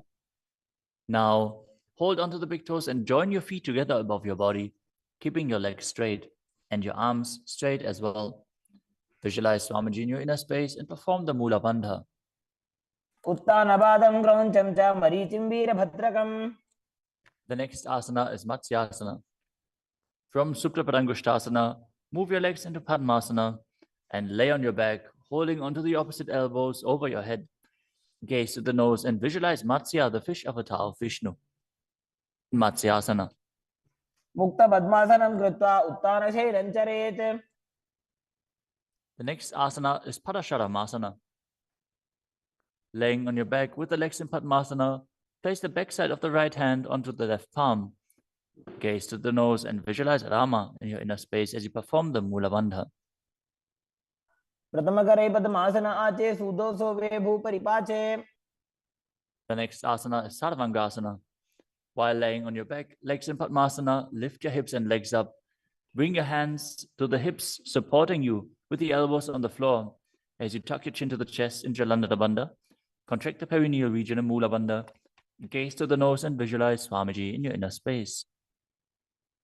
अथवा क्षेत्र संक्षेपात् सर्वांगासनमुत्तमम्. Next up is Vrishchikasana.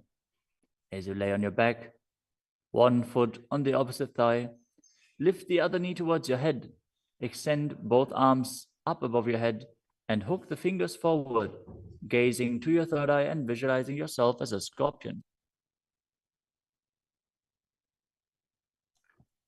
प्रथमशेन सूधो शीशिकेशिकी संधि सुदाखे.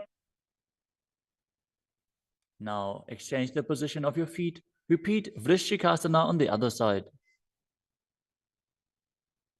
प्रथमशेन सूधो शीशिकेशिकी संधि सुदाखे.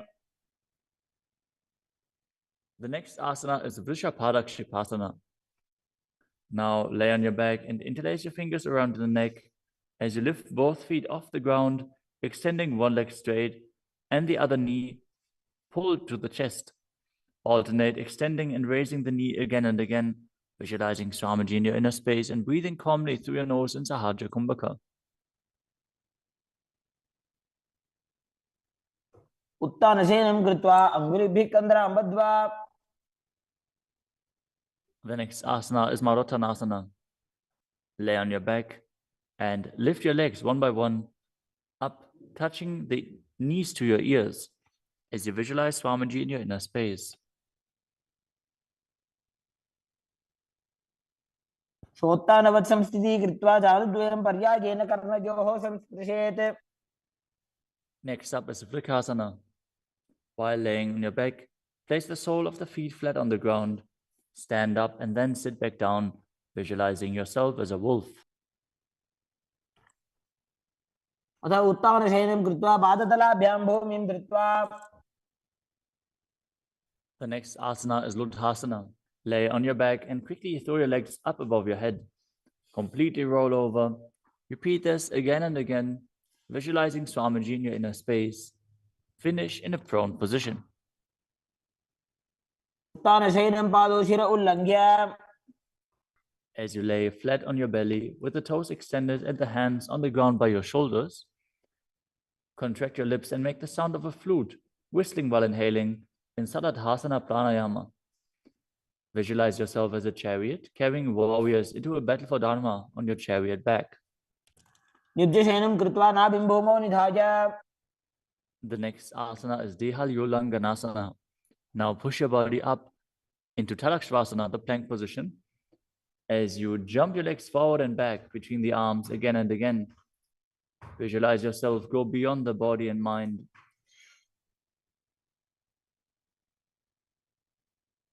हस्तद्वयं बद्ध्वा तन्मध्यचरणद्वयम् उड्डानैव बहिरानीय. The next asana is Jatyasana. From a standing position, bend forward and place your hands on the mat, walking back and forth as you visualize yourself as a wise 60-year-old elephant. अथ जात्यासनं वक्ष्ये येन जातिस्मरो भवेत्. Next up is the Luritika Karana. Stand with your knees bent, feet pointing outwards, and bend your elbows. Keep your hands at the chest level. Swiftly move your arms across your body, and then bring them back to the center. Tilt your head back, open up your chest towards the sky, and move your head in all directions. The next asana is Saripasana. As you tie your feet with a rope, stand erect like a rod. Keep your arms at the side of your body with the hands touching your thighs. Visualize that your Kundalini, Devi, is raising and curling upwards around your body. As you breathe calmly through your nose in Sahaja Kumbhaka, leading the prana along your spine, contract the perineal region. Force the Kundalini Shakti up. As you internally chant Om Nityananda Paramashivoham. अथ सर्पासनं वक्ष्ये वायुपाणाय केवलम्. The next asana is Ushtrasadhanasana. While standing, place all fingers on the mat and then stand on your hands. Keep your feet on the fists as you begin to move and walk like a camel. Visualize yourself as a camel as you walk around on the mat.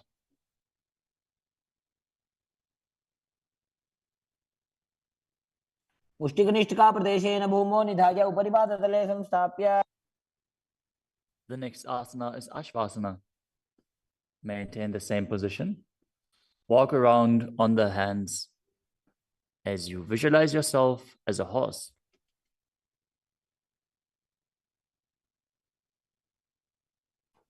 मुष्टिकनिष्ठिकाप्रदेशेन भूमौ निधाय. The next asana is Kapota Nitakasana. As you stand straight with the feet together, interlace your hands behind your back in Padusha Mudra. Pull them down towards your calves as you open up your chest widely. Visualize yourself as a soaring bird diving.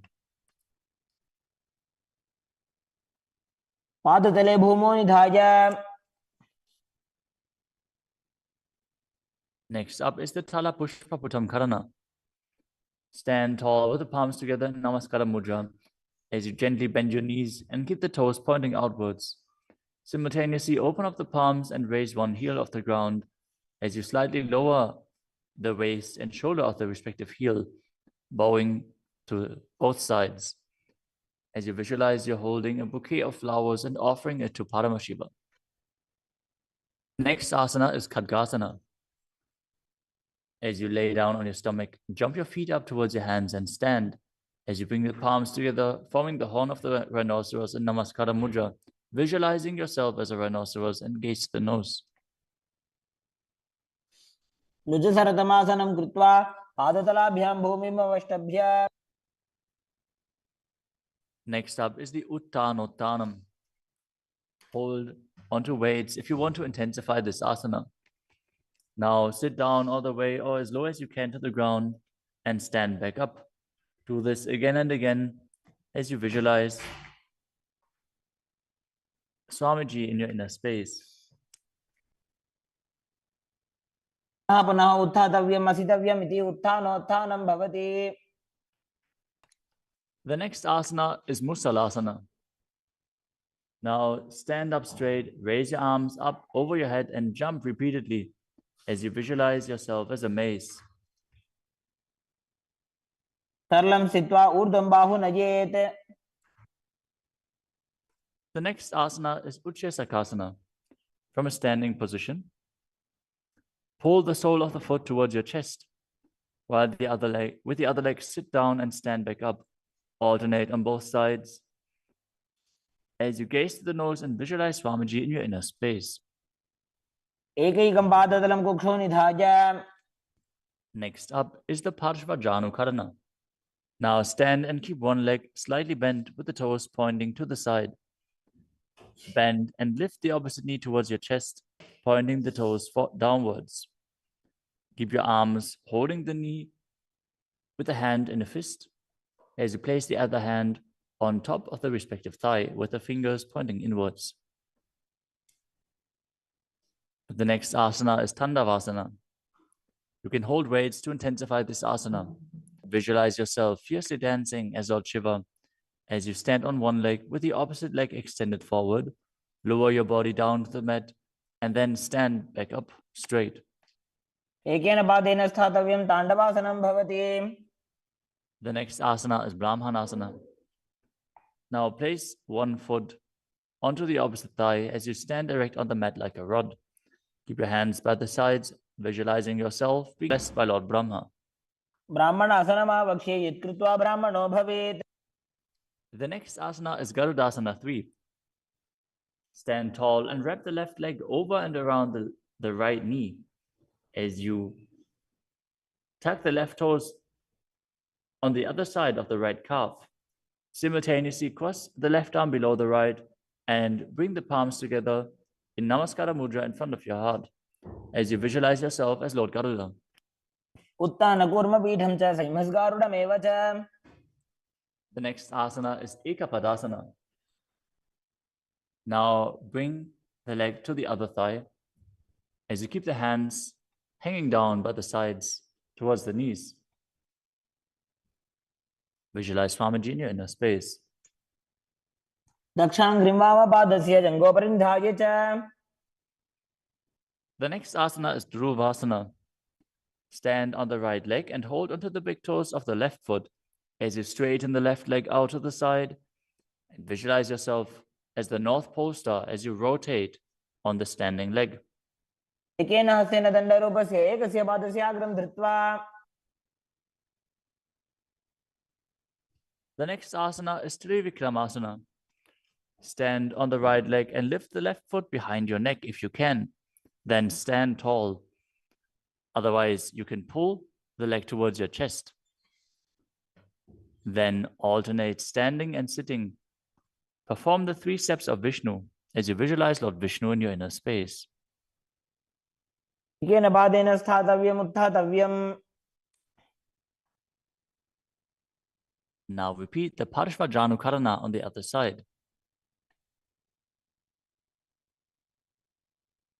Now visualize yourself fiercely dancing as Lord Shiva as you repeat Tandavasana on the other side. पादेन स्थातव्यं ताण्डवासनं भवति. Now repeat Brahmanasana on the other side. ब्राह्मणासनम् आवक्ष्ये यत्कृत्वा ब्राह्मणो भवेत्. And repeat Garudasana 3 on the other side. नगुर्मपीठं च सिंहस्गारुडमेव च. Now bring your foot to the opposite hip with the hands hanging down as you repeat Ekapadasana on the other side. दक्षाङ्घ्रिं वामपादस्य जङ्घोपरि निधाय च. Now hold on to the opposite foot, holding the big toe in Prana Mudra as you rotate your body on the mat, visualizing yourself as the North Pole star in Dhruvasana. एकेन हस्तेन दण्डरूपस्य एकस्य पादस्य अग्रं धृत्वा Now repeat Trivikramasana on the other side. Bring the other leg behind your neck if you can. Sit down and stand back up while visualizing Lord Vishnu blessing you from within. ग्रीवायां पादं संस्थाप्य स्थातव्यम् उत्थातव्यं त्रिविक्रमासनं भवति. Next up is the Samanaka Karana. Stand with the feet close together, toes pointed slightly out. Keep both hands to the sides of your body as you stand straight on the mat and relax. After this intense asana practice, this intense sequence, breathe deeply as we enter into the final 100 asanas of the sequence. The next asana is Ugora Kajali Asana. Stand erect and then bend forward. Bring both hands underneath the knees and make a finger lock in Padusha Mudra as you sit in a squatting posture, and then let the finger lock touch your navel. Visualize Sage Goraknath, the founder of the Natha Yoga Hindu Sampradaya, as you perform the Jivachala Kumbhaka, forcefully moving the retained prana up and down within your body and throughout your limbs, along with the mind. Perform the Mula Bandha as you do so and internally chant Om Nityananda Paramashivoham. प्रथम ही उभं होय बाहुरी नीचो पुनि होवे. The next asana is Kanchidasana. Now insert your hands between the thighs and calves and then wrap them around behind your butt, interlacing your fingers behind your back. Keep your chest upright. Visualize Swamiji in your inner space. ऊर्ध्वमध्यात् हस्तौ निवेशय नितम्बं धृत्वा. The next asana is Bhairu Asana. Now bring your feet together and sit in a squatting posture with the heels touching the perineum. Hold the hands at the back. In Parusha Mudra, sit upright and gaze to your navel, visualizing Bhagavan Kala Bhairava, the Lord of Time.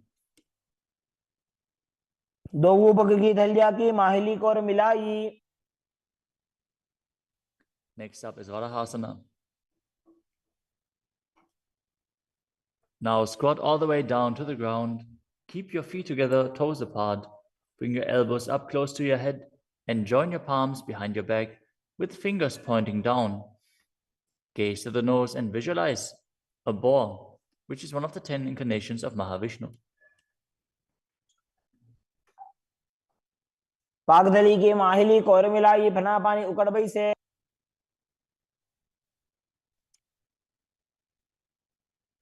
The next asana is Pripitasana. With the heels touching, bring your hips to the same level as your knees. Let your hands hang down, hold on to the big toes in Prana Mudra as you visualize Swamiji in your inner space and perform the Mula Bandha. पार्श्वद्वयं मील्य स्थित्वा नितम्बं जानुप्रदेश आनीय.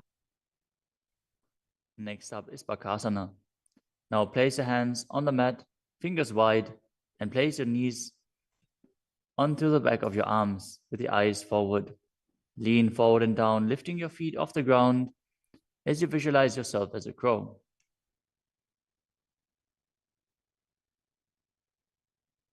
हस्ताभ्याम अवनिमवष्टभ्याम.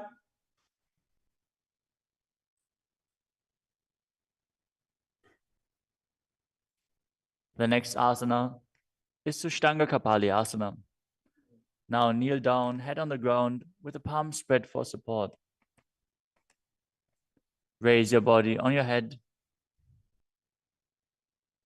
and place your legs into Padmasana as you gaze to the nose and visualize Swamiji in your inner space. आसन को गुण कपाल आछो होई. The next asana is Guptasana. Lower your body down onto the mat and sit in a kneeling position.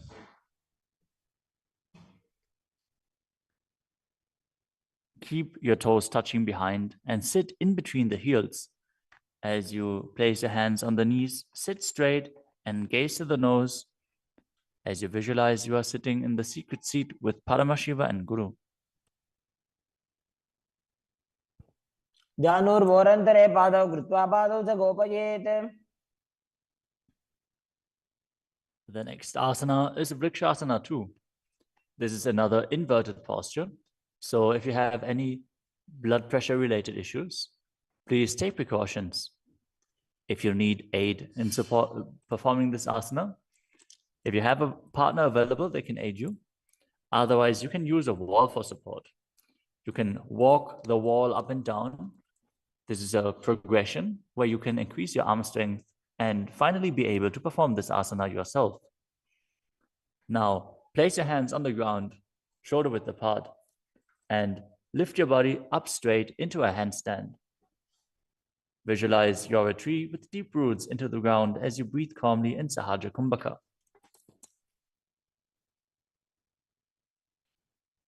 सप्तचक्रक्षालनाद्य vrikshasana विशेषकान्.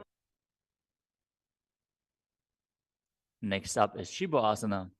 Move your hands closer together and again enter the handstand posture. Visualize Tejas energy is flowing to your third eye.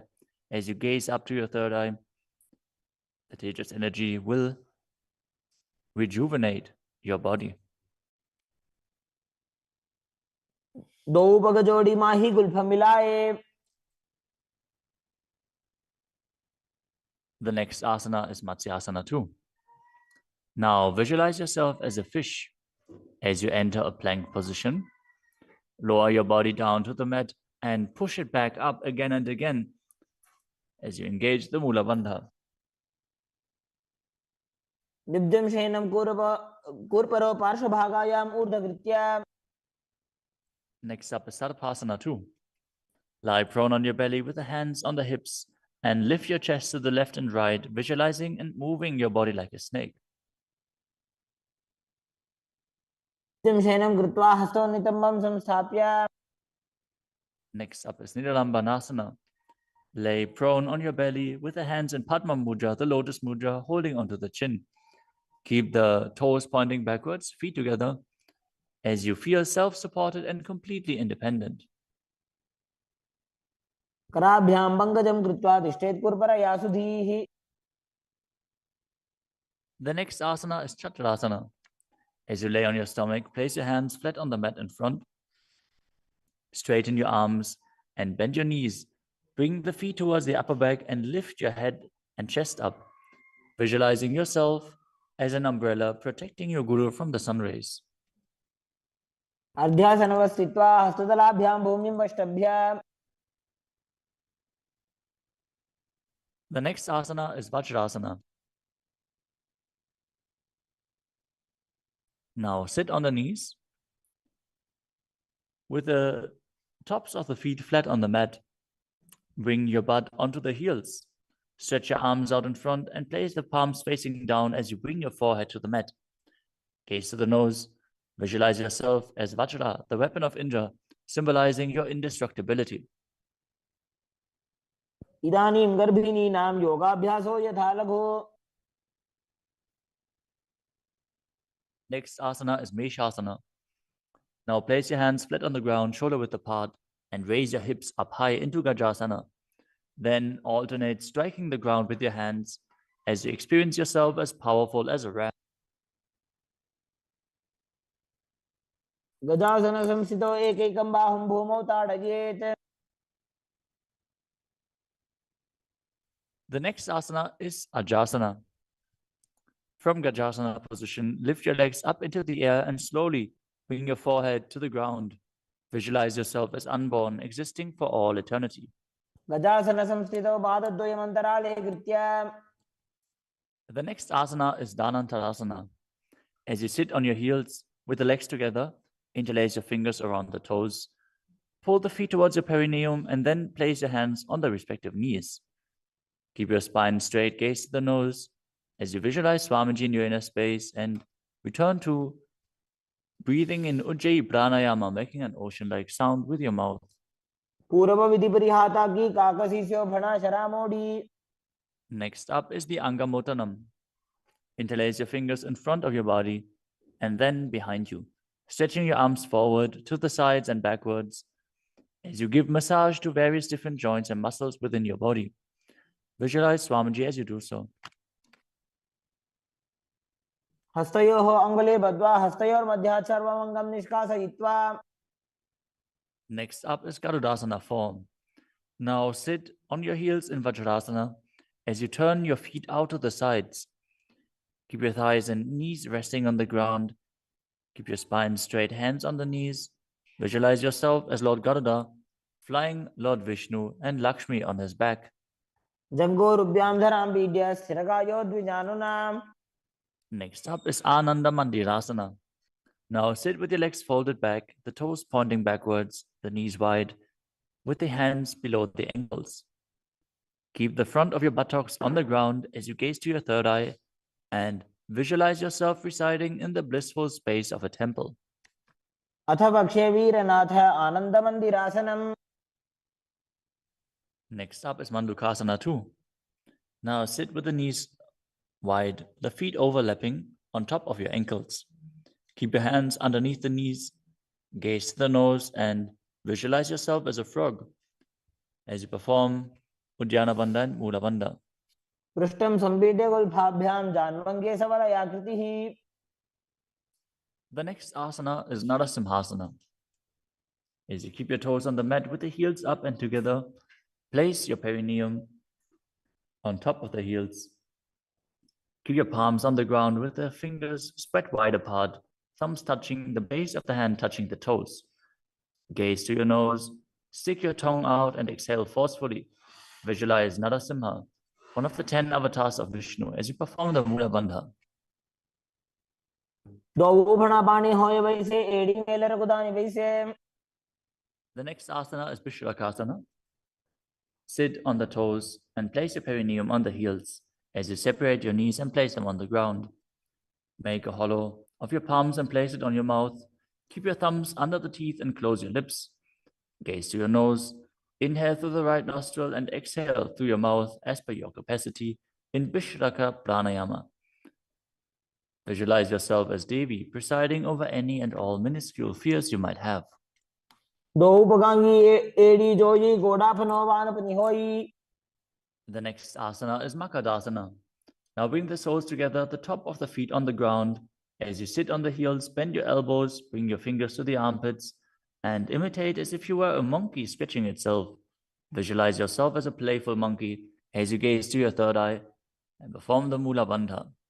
द्वौ भगतले संपुट आने तिनकी बिष्टि भूमि पर इठाने. The next asana is Vajrasangadasana. Stand on the toes with the soles of the feet together. Sit on the heels, keep your knees wide and off the floor.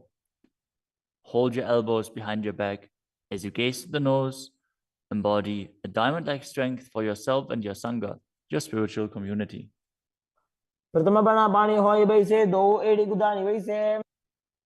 The next asana is Kanjanasana. Now keep the toes down, ankles crossed behind, and sit on the heels. Place your palms on the mat to the sides as you gaze to the nose and visualize perfect health beyond any and all physical or mental ailments. Anjanasana-mavakshye yat kritva susthiro bhavet. The next asana is Kurmasana, the turtle posture. With your toes flat, cross your feet and place your perineum onto the back of the heels. Keep your knees wide and on the floor. Rest your hands on the knees. Gaze to the nose and visualize a turtle with a stable body and mind to live for hundreds of years. गुल्फौ च वृषणस्याधो व्युत्क्रमेण समाहितौ. The next asana is Yogasana. With the toes flat, cross your feet and place your perineum onto the back of the heels. Gaze to your nose and visualize Swamiji in your inner space. गुदं नियम्य गुल्फाभ्यां दान्वङ्गे सवलयाकृतिः. The next asana is Vijogasana. Now stand on your knees. Cross your ankles behind with the feet near the opposite knee. Hold the calves with the fingers inside and the thumbs outside as you gaze to your third eye and visualize a space of eternal oneness, Advaita, with your Guru. घोड़ा वामो उभय होई, घोड़ा आड़ा राखे दोई. The next asana is Ushtrasana 2. In a kneeling position, bend backwards, hold your ankles with your hands and keep your arms straight. Push your hips forward and tilt your head back as you visualize yourself as a camel. मेरुदण्डग्रन्थि दाढ्या संविपादयिषुः पुमान्. Next up is Jatyasana 2. With the heels together and the hands on the soles of the feet, slowly lean back. Bring the elbows down to the mat, followed by the back of your head. Gaze to the nose and experience yourself as a lotus blooming.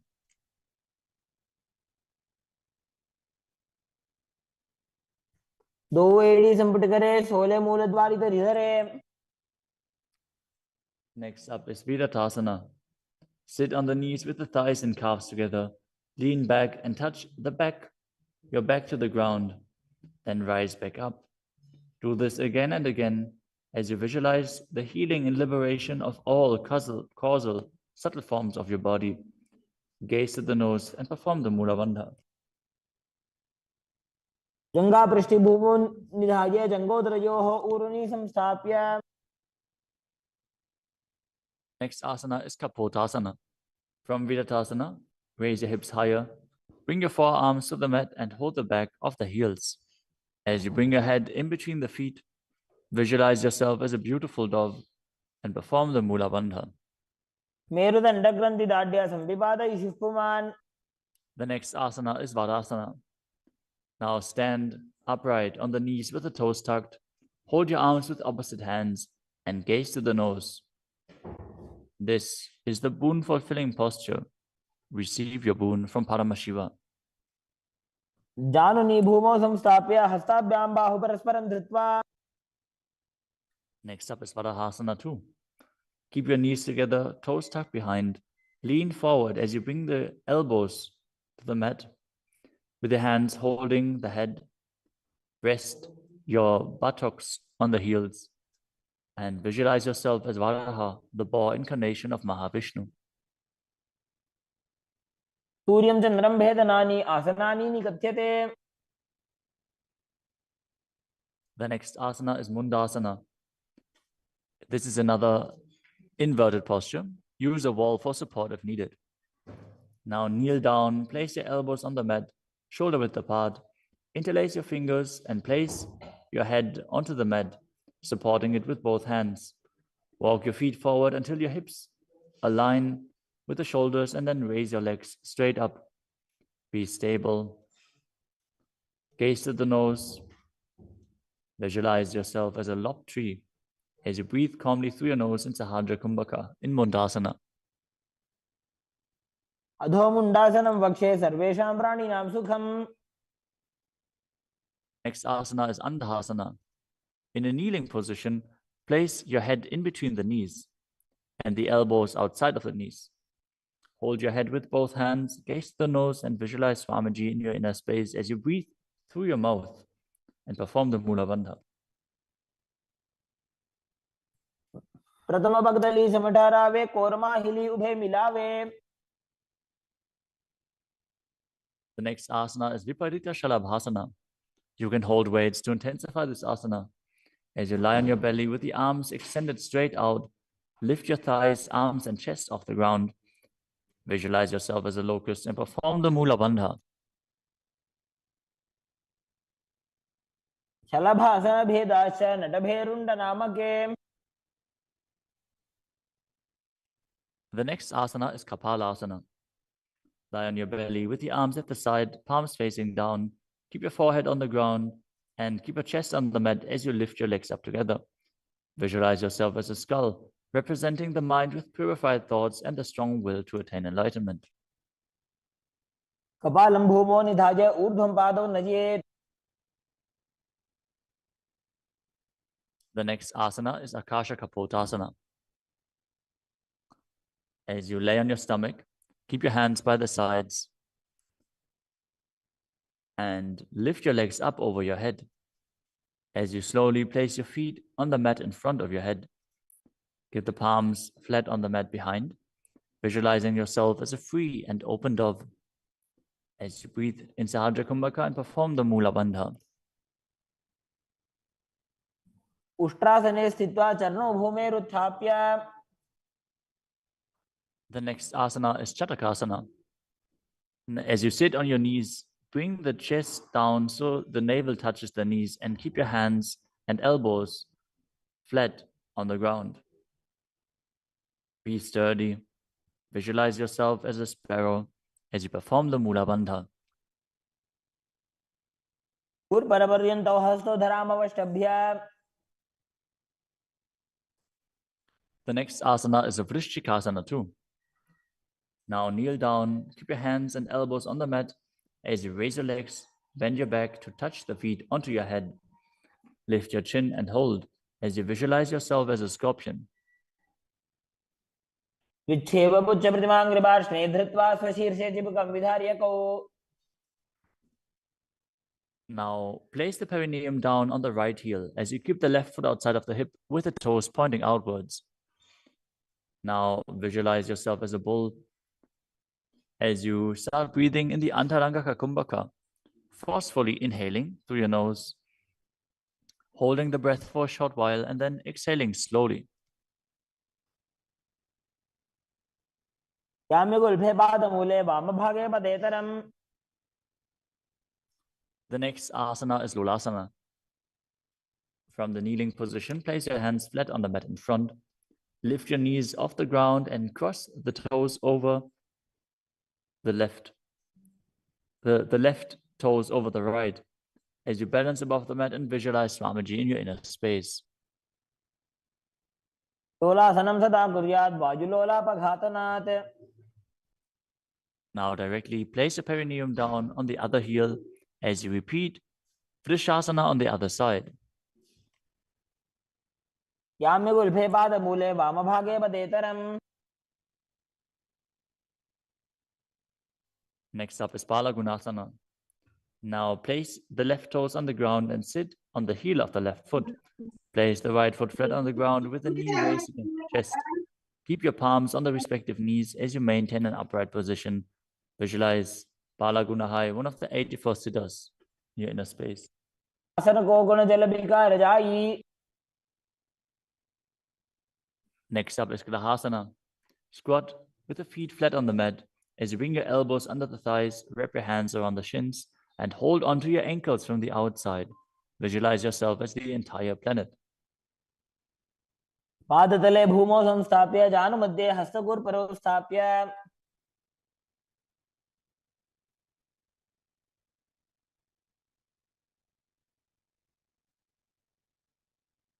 Next up is Balagunasana on the other side. Visualize Balagunahai, one of the 84 siddhas in your inner space. आसन को गुण जल विकार जाई. Next up is Utkatasana. You can use weights to intensify this asana. As you squat on your toes with the heels up, the knees off the mat, place your perineum onto the heels and your hands on the respective knees. Keep your spine upright, visualize Swamiji in your inner space, and perform the Mula Bandha. Vijaspijosiyata urvajanu yatrasane padataladvayopari. Next up is Vajrasangarasana 2. Now sit on the toes with the perineum on the heels, the soles of the feet together. Keep the knees wide and off the ground as you hold the opposite elbows behind your back. Gaze forward as you visualize Swamiji in your inner space. प्रथम प्राणापानी होए जैसे दो एड़ी गुदानी वैसे. The next asana is Anilasana. Now squat or sit with the feet hip-width apart, with the hands under the soles of the feet from the inside, palms facing down. Keep your arms straight, elbows at the navel, and gaze to the nose. As you visualize, you are able to consume and live off of air alone. दो हाथ भूमि पर ठाने कहनी जाड़ी ना भी लगाने.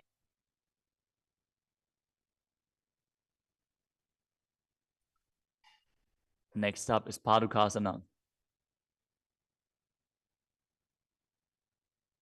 Now place the back of your hands on the mat with the fingers facing towards your body. Step the feet on top of the hands with your hands wrapped around the feet like a shoe. Start walking around on your mat as you visualize you're wearing padukas walking across India. हस्ततलयोः पादतले कृत्वा.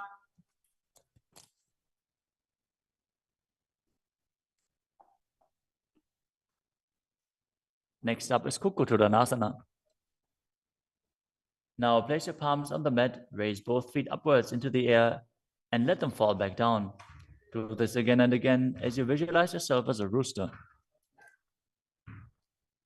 हस्ततले भूमौ कृत्वा पादतले च ऊर्ध्वमुड्डानं कृत्वा. Next up is Viparita Nrityasana. Now place your hands on the mat and raise your legs upwards into a handstand. As you move around on two hands dancing, feel yourself become free of all inhibitions. हस्ततलाभ्यां भूमिं वष्टभ्य. Next up is Kunjarasana. Now separate your feet and place one palm down on the mat with the arm straight. Bring the opposite arm towards your head. Be stable. Visualize Swamiji in your inner space. Breathe calmly in Sahadra Kumbhaka and perform the Mula Bandha. अथ वक्षे Mahadev कुञ्जरासनमुत्तमम्. Now exchange the position of your hands. Repeat Kunjarasana on the other side. वक्षे Mahadev कुञ्जरासनमुत्तमम्. Next asana is Kadambasana. Sit on the ground with your feet flat and the heels close to your body. Hold the respective ankles with your hands as you lift your feet off the ground and visualize yourself as a Kadamba tree, a pious tree that promotes a long life. पार्श्वभ्यां भूमिं वष्टभ्य हस्तद्वयेन गुल्फौ धृत्वा. Next up is Bhavana Muktasana. Now sit with the heels at the perineum, hold the knees with your hands and press them towards your chest. Visualize any excess water being released or balanced within your system as you perform the Mula Bandha. स्तुपादयोः पाणिं लात्वा स्वस्वनितम्बके. The next asana is Chakrasana. Now sit and lift one leg behind your head as you place both hands flat on the mat. Extend the opposite leg up with the knee straight as you lift your entire body up off the ground. Keep your chin up, gaze to your third eye, and visualize yourself as a powerful source of energy. पूर्वदानं च दुष्पादपीठं वज्रासनं तथा. The next asana is Dhanurasana 2. As you sit on the ground, hold the respective big toes in Prana Mudra. As you keep one leg straight and pull the other foot towards your ear, visualizing yourself as a bow. पादाङ्गुष्ठौ तु पाणिभ्यां गृहीत्वा श्रवणावधि. The next asana is Ashtavakrasana. Now lift the left leg over top of the left shoulder and bring the right foot across. Hook it over the left foot. Lean forward and down while extending the legs out to the side. Lift up your head and chest, find balance and visualize yourself as a flying crane. पाशिष्ठमदकौण्डिन्यम् ऊर्ध्वकुक्कुटमेव च. The next asana is Pranasana. Now place the right foot on the left thigh and bring the left foot flat on the ground as you have the left shoulder underneath the raised left leg and place your hands flat on the ground. Press the right knee down with the right hand as you gaze to your third eye and visualize you're immortal and able to exist solely from prana. एतत् प्रभेदं वक्ष्यामि करोति यस्य चामरः. Next up is Parshva-Matsyendrasana.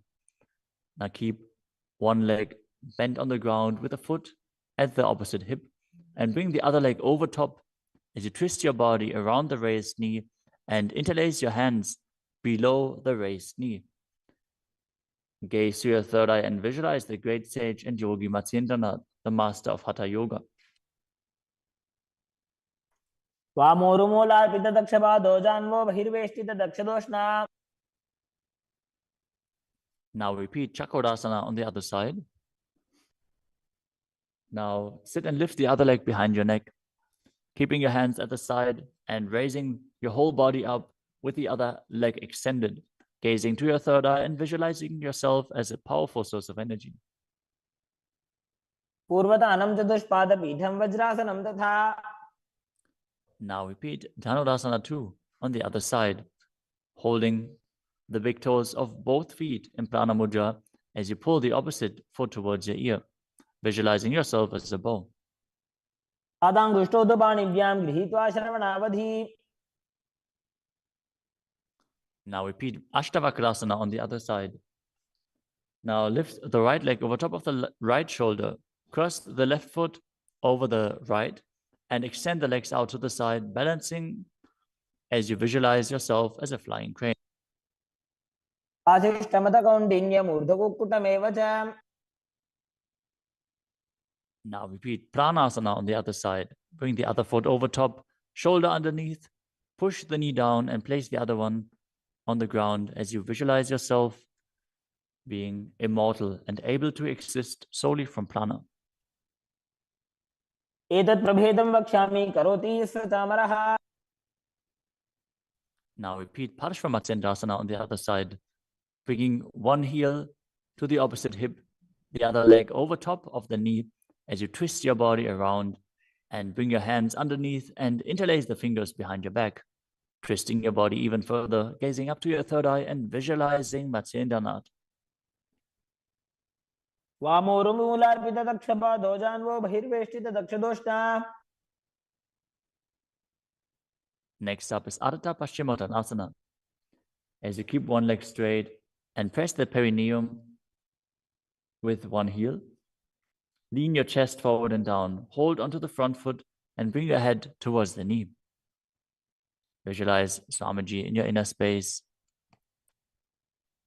एकं पादं प्रसार्य एकं पादस्य पार्श्वना Seoni सम्पीड्य.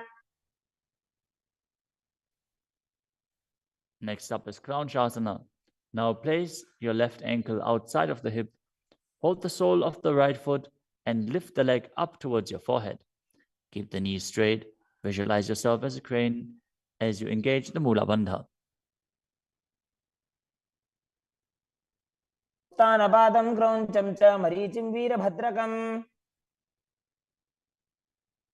Now repeat Ardha Paschimottanasana on the other side, keeping the opposite heel against the perineum, leaning forward and down.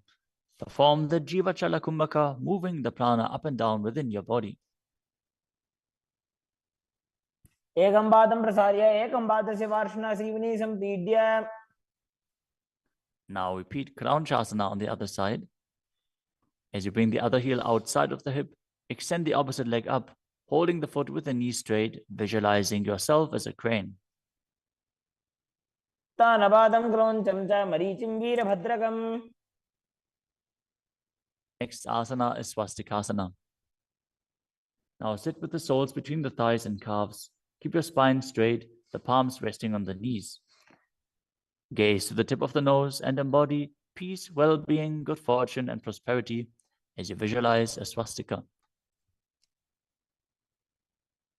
तानूर्भोरन्तरे सम्यक् कृत्वा पादतले उभे. Next up is Gorakshasana. As you keep your feet in the same position, cover your heels with the respective hands. Tuck your chin to the chest and gaze to the tip of your nose, visualizing the great sage Goraknath as you perform Jalandhara Bandha and Mula Bandha. तानूर्भोरन्तरे पादौ उत्तानो व्यक्तसंस्थितौ. Next up is Pakasana 2. Now bring the left heel to the perineum and the right foot on the left thigh. Visualize Swamiji in your inner space. Meditate on Arihanta, the Enlightened One. As you gaze to your third eye, perform the Mula Bandha and re-enter the Shanmukhi Mudra once more. As you exhale, close your eyes with the index fingers, nose with the middle fingers, mouth with ring and little fingers, the ears with your thumbs. वामपार्श्वं गुदौ संस्थाप्य दक्षाङ्घ्रिवामजगने. Next up is Yogasana 2. As you keep your feet on top of the opposite knees, place your hands on the ground beside your body, with the palms facing up. Keep your spine straight, gaze to your nose as you visualize Swamiji in your inner space. Start breathing in Kakachantra Kumbhaka, rolling up the tongue and keeping your mouth in the shape of the beak of a crow. As you inhale through the rolled up tongue, cooling down your body. उत्तानौ चरणौ कृत्वा संस्थाप्योपरि जानुनोः. Next up is Urdhva Kukutasana. Now rotate your hands next to your body and push your body off the mat, visualizing yourself as a rooster.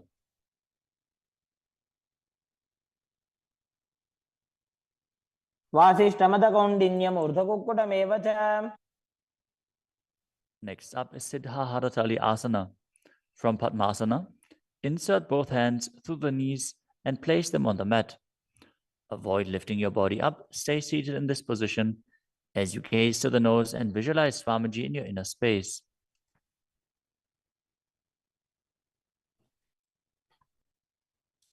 प्रथम पद्मासन को करे हस्तदो गोकोडासन दिदरे. Next up is Hamsasana. From Padmasana, lift your body off the ground as you gaze to your third eye and visualize yourself as an elegant swan. कुक्कुटासने स्थित्वा स्कन्धपर्यन्तं ऊरोनि नीत्वा. Next up is Karmukasana. From Padmasana, place your hands between the thighs and calves. Lean forward and while sitting, reach your hands behind your body in Parashu Mudra.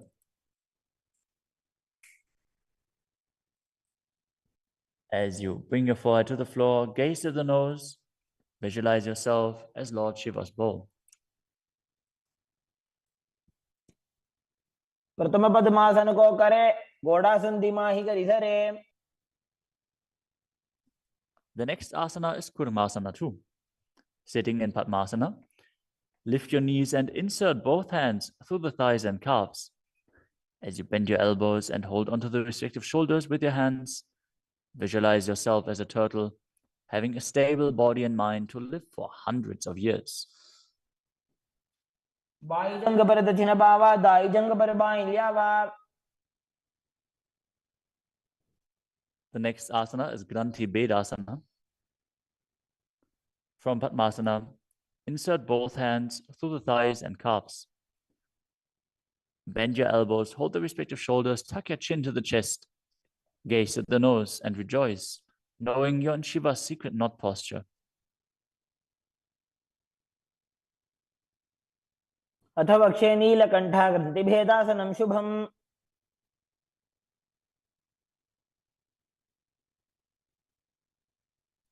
The next asana is Uttana Kurmasana.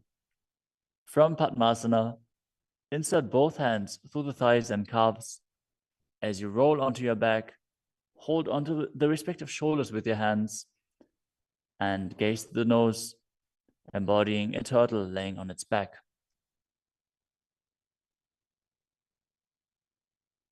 कुक्कुटासनबन्धस्थं कराभ्यां धृतकन्धरम्. Next up is Pangukukutasana. From Padmasana, place both hands through the gap of the thighs and calves. Place one hand flat on the mat and hold its wrist with the other hand. Lift your body up off the mat, balancing on one arm as you visualize yourself as a rooster and perform the Mula Bandha. Kukkutasana स्थित्वा एकेन हस्तेन अन्यस्य प्रतिबन्धं धृत्वा. Now exchange the position of your hands. Lift your body up onto the other hand as you repeat Pangukukutasana on the other side. Kukkutasana स्थित्वा एकेन हस्तेन अन्यस्य प्रतिबन्धं धृत्वा. The next asana is Gridrasana. From Padmasana, place your elbows on the toes, interlace your fingers, and rest your chin on the knuckles. Keep your thumbs pressed to the throat as you visualize you have gone beyond all greed and covetous.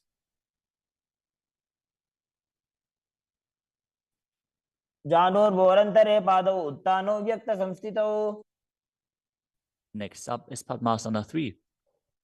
From Padmasana, hold one hand over the other with the palms facing upwards. Keep your spine straight, gaze to the nose, and visualize Swamiji in your inner space as you perform Mahamudra Bandha. All three bandhas engaged.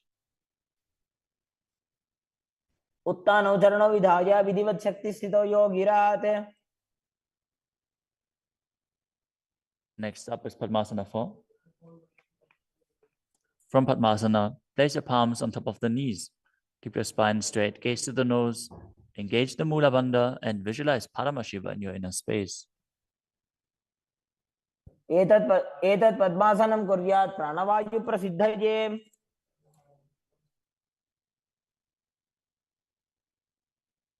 Next up is Karmakasana 2. From Padmasana, keep the left hand on the left knee and hook the right hand around the big toes in Prana Mudra with index and middle fingers. As you pull your elbow back as if you're pulling a bowstring, moving the big toe in a circular motion. Visualize yourself as Pinaka, Lord Shiva's bow, as you repeat the movement on the other side as well. वक्षे योगपूरकरक्षणात्. Next up is Karmakasana 3. From Padmasana, cross your arms behind your back and hold onto the big toes in Prana Mudra as you gaze to the nose and visualize yourself as Paramashiva's bow.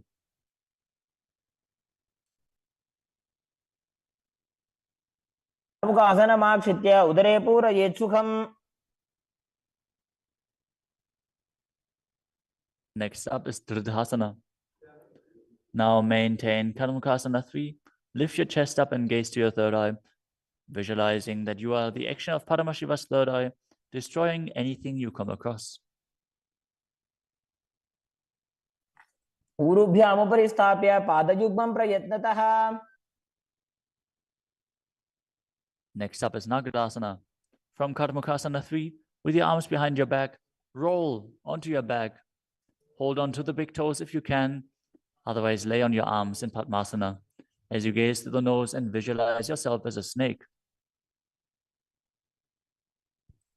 प्रथम पद्मासन कोटाने दो हाथ पाछाने आने.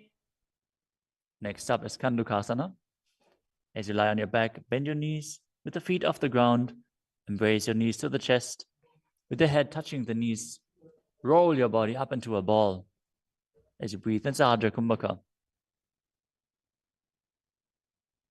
पित्रासने स्थित्वा हस्तपादान् निष्कुष्य. Next up is Urdhva Pavanasana.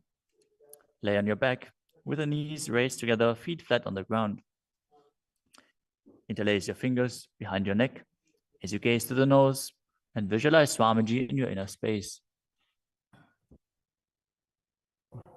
प्रथमे सूधो सैनग्राभे घोड़ा उभा राशि मिलावे.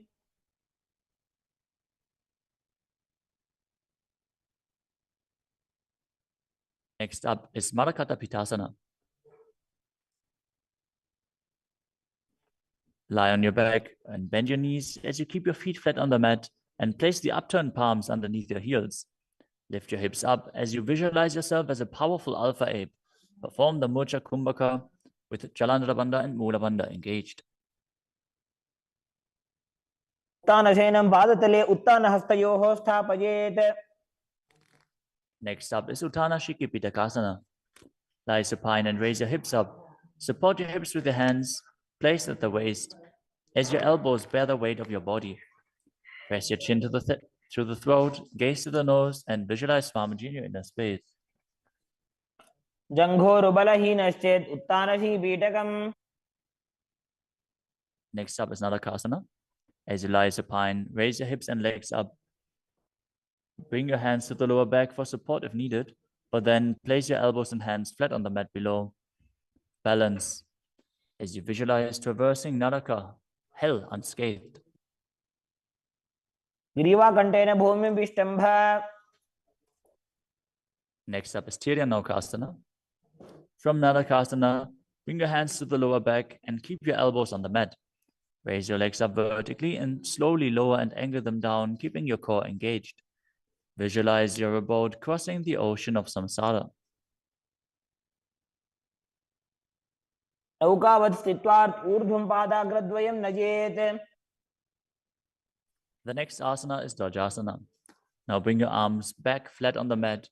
Keep your legs straight as a flagpole as you visualize yourself as the Kailasa flag, respected across all nations.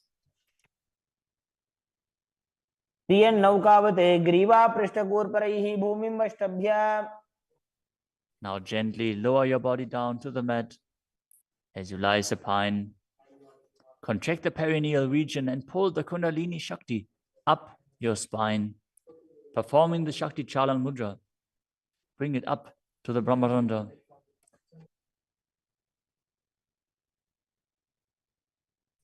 As you completely relax, unclutch from any micro movements of your body and mind, visualize your body as dead and the Supreme Pontiff of Hinduism, Swamiji, is liberating you as you internally chant the japa Om Nityananda Paramashivoham.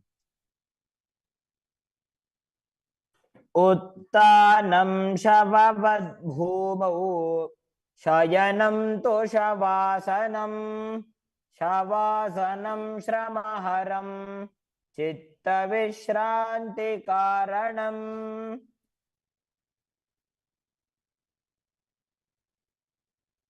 ॐ नित्यानन्द परमशिवोऽहम्. ॐ नित्यानन्द परमशिवोऽहम्. ॐ नित्यानन्द परमशिवोऽहम्. ॐ नित्यानन्द परमशिवोऽहम्. ॐ नित्यानन्द परमशिवोऽहम्. ॐ नित्यानन्द परमशिवोऽहम्. ॐ नित्यानन्द परमशिवोऽहम्. ॐ नित्यानन्द परमशिवोऽहम्. ॐ नित्यानन्द परमशिवोऽहम्. ॐ नित्यानन्द परमशिवोऽहम्. ॐ नित्यानन्द परमशिवोऽहम्.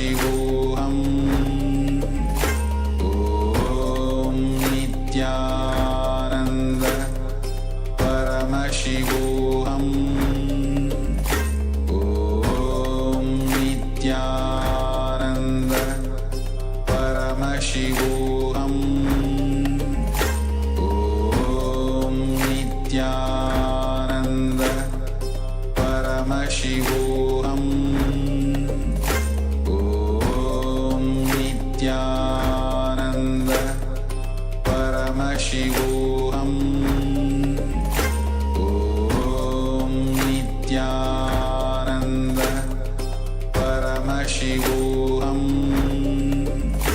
Om Nityananda Paramashivoham Om Nityananda Paramashivoham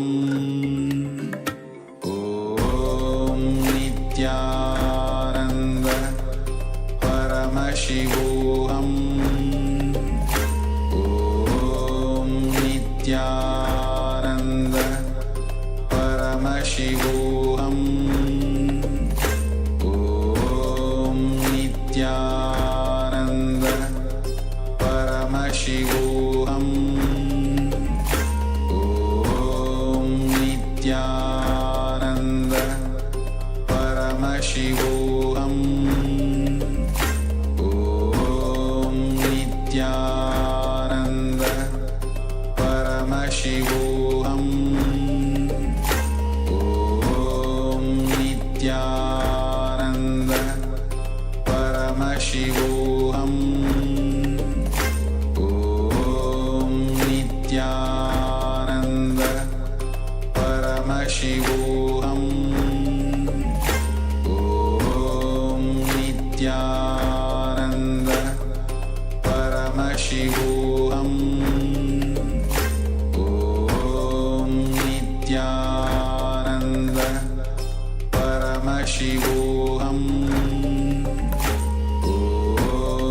Nityananda Paramashivoham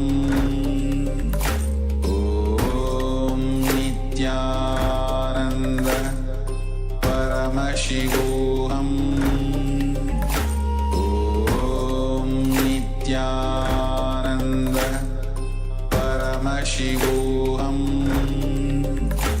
Om Nityananda Paramashivoham Om Nityananda Paramashivoham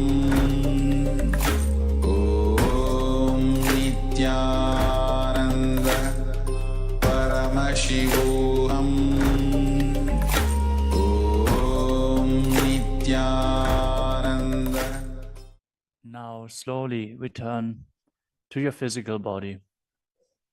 Start wiggling your fingers and toes, your wrists and your ankles, your elbows and your knees. Raise your knees up towards your chest and circle them with your hands, rocking your body from side to side. As you slowly return to a comfortable seated position.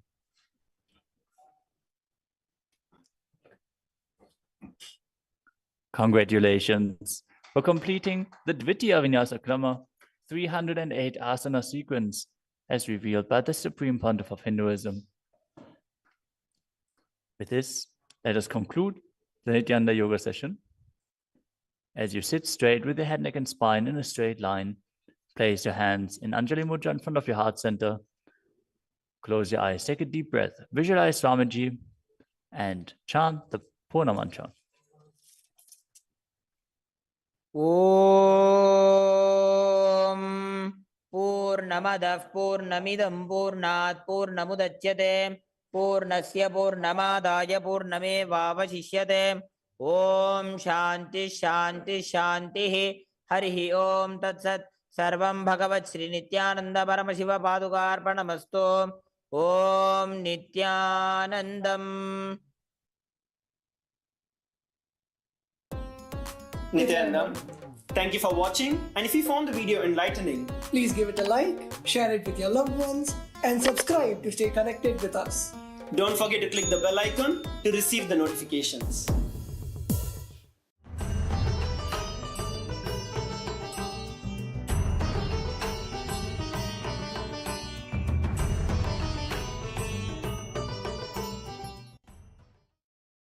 Shivoham Om Nitya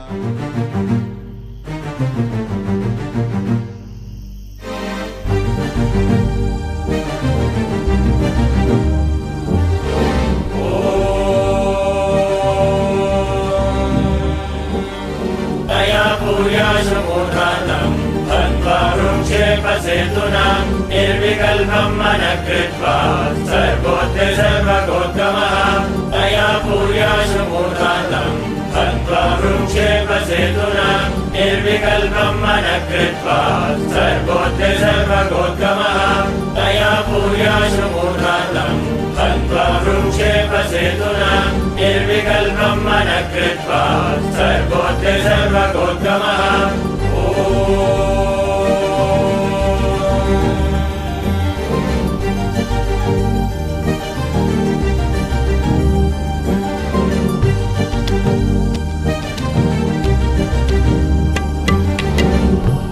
Third eye. The techniques I have designed are most safe. To tell you honestly, I have not even designed this technique. I took it from Shaivagamas, Mahadeva's teachings to Devi. I took it from that and organized it. Only the permutation combination is my contribution. Otherwise, the original technique is from Shaivagamas. I have taken this techniques, organized it. It is time-tested, foolproof. No wrong, bad, ill side effects. The only side effect is bliss, knowledge and enlightenment. I'll initiate all of you into that process. Listen to the technique properly.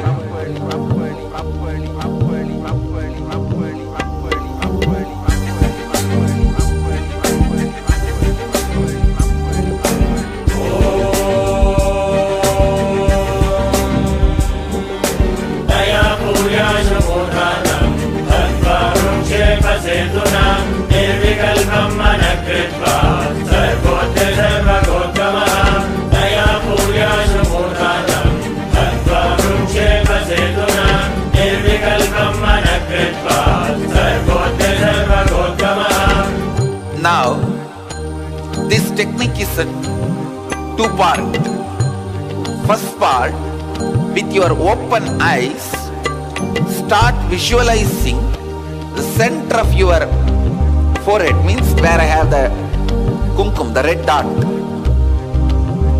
Center of that spot in you, means your third eye is open. Your third eye is open. You are looking through the third eye. First few minutes it will be little difficult, but you will catch it within 4-5 minutes. Let your eyes be open, but look through your third eye. Second step, close your eyes. Visualize the intense golden light is entering into your being and functioning on your third eye. Actively getting centered on your third eye.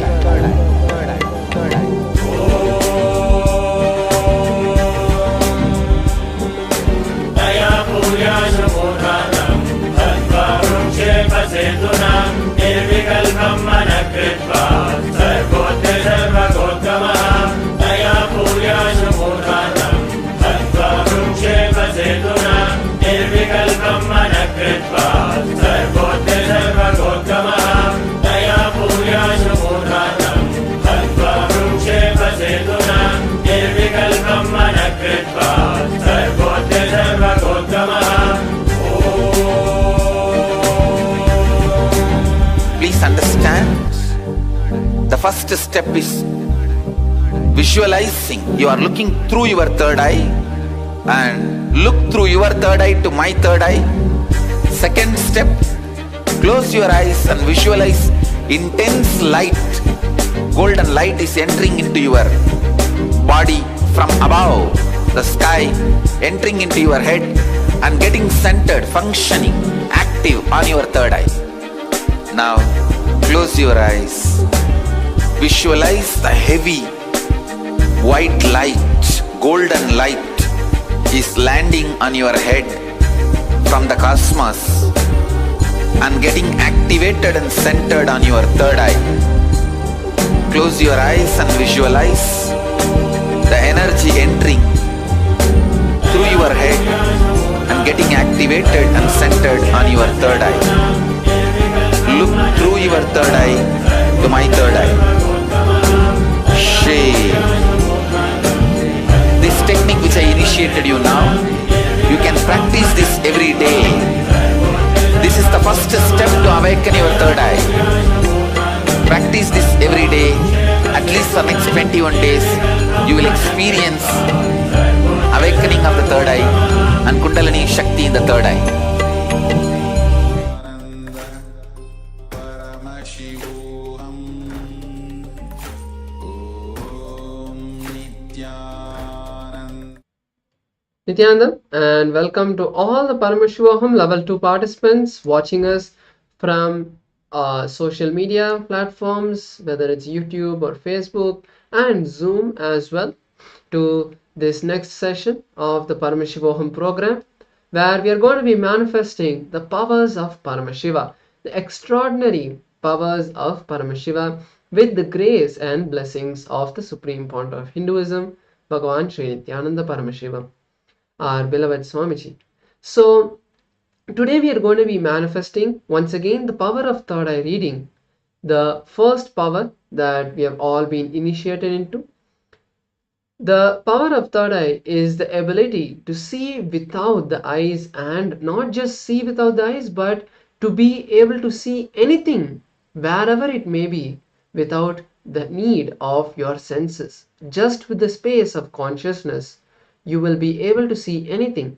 But we are starting with the first level, which is just seeing various shapes, numbers, letters with our eyes closed, which is going to be projected right in front of us through the Zoom or the social media platform you're watching. So for this power manifestation, we'll just need two things. One is an eye band, or even a cloth like a towel would work. And you can also have a notebook and pen to write down whatever you see through your third eye. If you don't want to use a notebook, or if you're using your phone to type, that is perfectly fine as well. So with this, let us now enter the first understanding that we need to have about the powers of Paramashiva. All of these powers have not been just invented a few years ago by Swamiji and he's initiating us, but these are time tested and foolproof for thousands and thousands of years, where various masters and sages have tested these powers in the various times on a large scale for the humanity, and shown in the scriptures like our Puranas that these powers can be manifested by common man. And the most important thing is that Swamiji has also scientifically proven that these powers can be manifested by all of us. So let us now first listen to the Shastra Pramana, the scriptural reference where Paramashiva himself shares the direct technique to manifest this power. The most authentic scriptures and source from where we take this is the Vijnana Bhairava Tantra, where Paramashiva himself has given Devi Paramashiva Shakti, his consort, 112 different techniques to manifest various powers and powerful cognitions. Out of that, in the verse number 34 is where Paramashiva reveals the signs of manifesting the power of third eye. Let us now listen to the Shastra Pramana, the Sanskrit verse, and then move into the power manifestation. Kapalantarmanonyasya tishtanmilitalochanaha kramena manasodadyat lakshayet lakshamuttamam.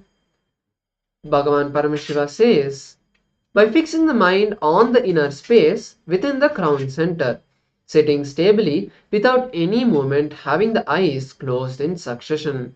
By that stability of the mind in inner space through the power of third eye, one directly sees the ultimate goal, Lakshyam, having the vision beyond the sight that reveals any place or object, attaining the space of oneness with the source, Paramashiva. So this is the beautiful translation of the verse where Paramashiva has detailedly described the technique for us to manifest this power. Paramashiva says, in the first part of this translation, he says that fix the mind on the inner space within the crown center. The crown center is the seat of the Guru. It is where the energy of that inner guidance comes from, where Paramashiva manifests in the form of a Guru, a master to guide us, and who is that inner voice we all feel. For us, it is Swamiji himself who we can visualize, who is the form of Paramashiva himself. So we are all going to be visualizing Swamiji in our inner space. This is the first step after you blindfold your eyes. Next, Paramashiva says, you need to bring the stability of the mind and inner space. To do this, we need to chant the Mahavakya. This chanting of the Mahavakya is a very powerful technique that Swamiji has revealed for all of us to manifest. It is very simple. Just chant the mantra Om Nityananda Paramashivoham.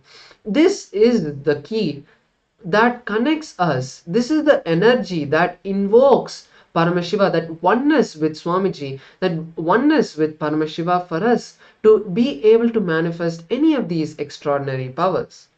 So when we do these two steps, Paramashiva says we manifest the ultimate goal, which is being in the space of oneness with Paramashiva.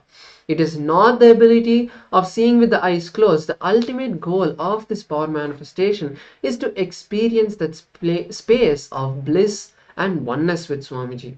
So make sure you hold that as the goal, and even if you don't see, if you feel that you're having too many incompletions and you're not able to see anything, don't worry about that. The goal of this power manifestation is to experience oneness with Paramashiva. And as a side effect of this oneness, you will have the ability to be able to see any place or object with your eyes closed.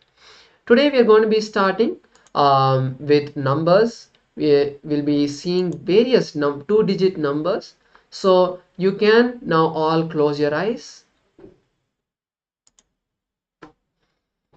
I request all the participants on Zoom to turn on your cameras as well, so that when we see you and you see us, that space of entanglement which is established is will start flowing through us.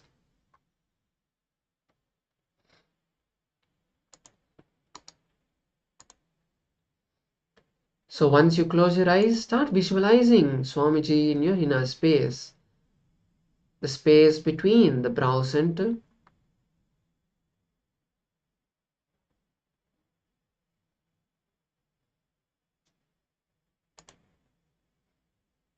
Now, once you have visualized Swamiji in your inner space, start chanting the Mahavakya. Om Nityananda Paramashivoham. Now, the first set of two numbers are being projected for all of you to start seeing. Intensely chant the Mahavakya and request Paramashiva to reveal these numbers to you. Let's begin. Om Nityananda Paramashivoham. Om Nityananda Paramashivoham. Om Nityananda Paramashivoham. Nityananda Paramashivoham. Om Nityananda Paramashivoham. Om Nityananda Paramashivoham. Om Nityananda Paramashivoham. Om Nityananda Paramashivoham. Om Nityananda Paramashivoham. Om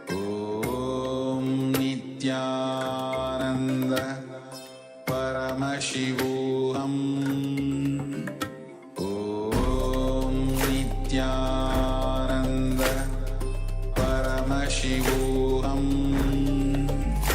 Om Nityananda Paramashivoham Om Nityananda Paramashivoham Om. Yes, now slowly, very slowly, please open your eyes. So now you can all start sharing whatever you were able to see during this round of the manifestation, all the numbers you were able to see without any self-doubt. Just share whatever was revealed to you by Paramashiva.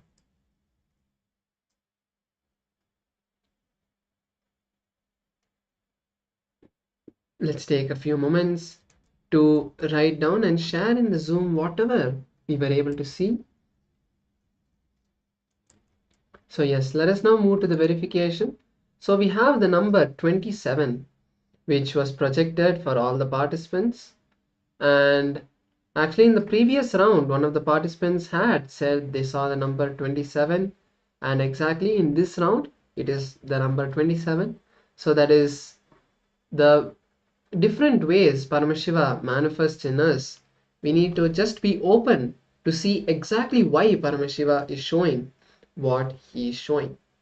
So all the other participants watching us on the other social media platforms, you as well can share what you were able to see and how you were able to see during this round of the manifestation. So with this, we come to the end of this round of power manifestation, and now we'll be moving into the next session. So today we are going to be learning about a very powerful topic, a topic that all of us have the want to know more how we can manifest that. It is the wealth. So wealth is some a point in all of our lives where we feel that I still don't have enough. I want more. I want to manifest more. Whether it's for a good reason that you want to do charity, or you want to give it to Kailasa, or you want to build a hospital, or it's for your personal reason that you want to be a billionaire and have a big mansion, whatever reason it might be, end of the day, that need and want to find a way to generate, to manifest more wealth is always been there in many of us. So Swamiji has given us a beautiful way how we can manifest wealth in our life in a very easy, stressless and enjoyable way, where we can manifest wealth just by declaring. But we need to be in the right space to be able to declare that you want to manifest something. We need to have the right cognition that to manifest the wealth that we want. So that is what we're going to be learning in today's Paramashivoham session. So make sure you're there throughout the day, and during the darshan, request Swamiji to manifest this in you. So with that, let us start with one research that was conducted by the Ohio University of Psychology, where they wanted to see how religion is connected to wealth. So a survey study was done by the Ohio University Department of Psychology. It was done at a national level in the US by Lisa Kester, Associate Professor of Psychology at Ohio State University. In the research article, it says religion is an essential factor in wealth accumulation, which is not received much attention. The study suggests religious belief in children learn in their families translate into their educational attainments, adult occupation, financial literacy, social connection, and other factors that influence adult wealth ownership. It continues to say, One more important thing that the study says is that there is not only religious affiliation, people who attend religious services regularly accumulate more wealth. God pays you, and some of the very interesting pieces of information that they have found are going to be shared now. So the study says that religious belief have direct connection to the wealth that is created by an individual. Conservative Protestants don't accumulate too much in their life. Jews encourage pursuit that lead to wealth accumulation, high income career, and investing. You will be shocked to know that the median net worth of a Jew is $150,000. Exactly, it is $150,890,000, 3 times more than the net worth of an entire sample. And conservative Protestant, Baptist, Seventh-day Adventist, and Christian Scientist are only at 26,000. So we can see that even the way the cognition what they hold, it is not exactly about why they are manifesting more wealth. Is there is a problem with the religion or something? No, that is not the context of this study. The study here is here to show that when we are more and more in that space of connection with Paramashiva, or with whatever belief we are holding, the space of positivity and the space of that declaration that you can make saying that I am the favorite inheritor of the cosmos. When you declare from that space and say, now I declare, Paramashiva, you to manifest this in my life, that powerful declaration with the backing of the powerful cognition, not just a blind declaration saying, okay, I want this much, just manifest that. It's not something like that. It is a powerful declaration that you know that you're going to manifest that. From that space, when you declare, is what manifests the wealth in our life. And that is what this study is trying to say, that more and more people go to religious services, they go to the temple. At that time, we encourage that powerful space to start radiating inside us. That powerful cognition starts to grow inside us. So, what is wealth as per Hinduism? We have seen examples of different religions. Now, in Hinduism, your wealth is nothing but you celebrating your ability to contribute. So, anything is elongated or expanded by celebration. So if you add more and more celebration in your life, you will see that you will get more and more involved, intense, more and more beautiful, expansive, and you will have access to more dimensions and realms of the cosmos. Now, in Sanskrit, artha means meaning and wealth. Both, it has both these meanings. It means how much you mean, that much you will be wealthy. How much you are relevant, how much you mean to the society, that much wealth you will manifest. So it's all about becoming a meaningful part of the humanity.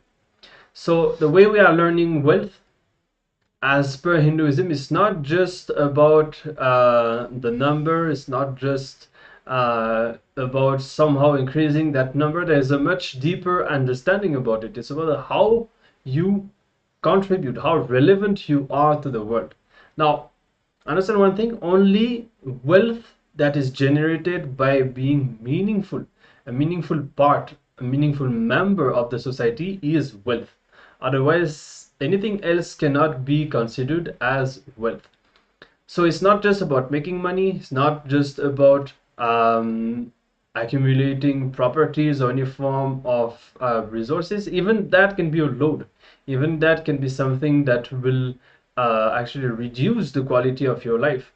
But only when it is done from a positive context, by contributing, by enriching the humanity, then whatever we create will add value to our lives. So it's all about adding value. Now, how you contribute By contributing, what you generate, that is wealth.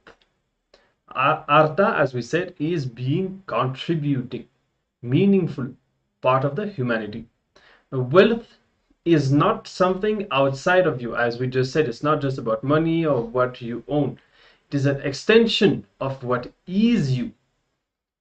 So you always go on accumulating something in your life. If you are conscious, if you are organized, then you will accumulate wealth. Otherwise, you will accumulate poverty. But you always go on accumulating something. So here, the many new understandings that we are getting, even being poor, not having wealth, is something that we create. It's something that we sustain. It is the daily habits that we have, the beliefs that we have, the way we think, and how we go through our day. All these things matter. All these things decide whether we are going to be creating wealth or whether we are going to be creating poverty for ourselves. Now, wealth is an extension of you. It's an extension of what you feel about life, what you feel about you. All these ideas only decide whether wealth is going to be around you or not, because finally it is all these ideas, these cognitions and these beliefs that decide how you live, what kind of things you do, what you will be inspired to do. So altering these understandings that you have about wealth is very important. It is crucial, it is necessary for you to manifest wealth. And a very important thing is that you need to alter all these understanding. Only that will lead you to manifest wealth. Now, money is simply an extension of your understanding about you. It is not just some material that you need to be lucky enough to attract or something. It is a direct extension of the understanding that you have about yourself, about your strength that you have about yourself, your strong belief that you have about you. So it's not something mystical or impractical. If you lack money, it is by looking inside and by working on that you will be able to see the breakthrough outside and actually start making more money. It's like a formula, and that formula works for everyone. Now, the right attitude towards money is money just has a utility value for what you want to do. So money itself is not wealth, as we already said. What for you attract money, how you attract money. Is it making your life better? Is it helping you to achieve your purpose? Do you have a purpose? Is it the right purpose that is going to bring fulfillment to you, or is it a purpose that you picked up by seeing what society defines as a successful person? So all these matter. Now, neither should you suffer with the feeling that I don't have enough, nor you should be overloaded and develop arrogance or ego or to an influence by having money. You should never be affected neither by not having money or by having. It is all an awareness game. So money should just be a utility value. You should be very clear what is your life purpose that is true and that is unique to yourself, and attract the money that you need for that right amount that you need and in the right way that is unique to you and that is going to improve your life and help you to achieve your purpose. Now, the ability to do your mission every day, that is the real wealth of your life. To be active, to be complete, to be total in what you are supposed to do. So many of us or some of us have we are not necessarily aligned to what is our unique purpose. So if we are in such a state, then how much ever we try to search for opportunities, search for a job, search for ways of making money, we are not going to be successful, because it is only when we are aligned towards our own unique purpose that our life energy starts expressing through us. And this life energy attracts all the right opportunities, people, and creates the right intelligence in us to be continuously active. Otherwise, we'll always feel that life is arduous, things are strenuous, things are difficult, and we will not be able to just attract what we need and manifest. So, finally, understanding what is wealth. Knowing the knack of how you have to be useful to society and enrich it so that they can enrich you. That is all is wealth. If you think money is too big just by making it, you'll become tired. You'll feel exhausted when you have the wealth.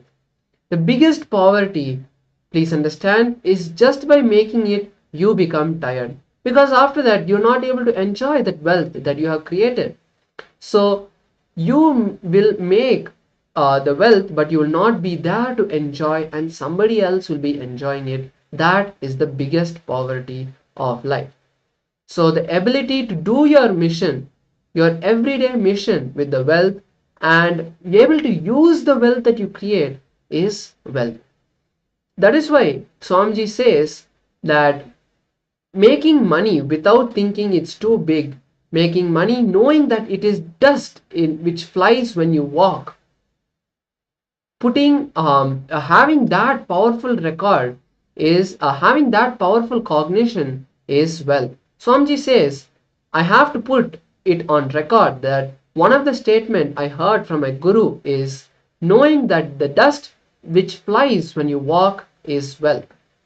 While you walk, the dust which flies, the field dust which flies, equating that to your wealth, and the person who walks, the wealth follows him. So, wealth is not something outside from you, it is an extension of you. Understand, you go on accumulating something in your life. If you are consciously organized, then you manifest wealth. Otherwise, you accumulate poverty. But you go on accumulating something in your life. The trust, completion you generate within you, the trust and completion you awaken within you is the ultimate wealth, which manifests wealth in multiple ways. When you have the trust, when you have that completion with yourself, externally you manifest wealth. The powerfulness you demonstrate, the powerfulness you carry in your thinking, in your feeling, in your words, in your action, the side effect is wealth. So let us now watch a powerful video where Swamiji shares the science of manifesting wealth in our life. Request all the participants to be in the space of listening now as we watch this beautiful satsang.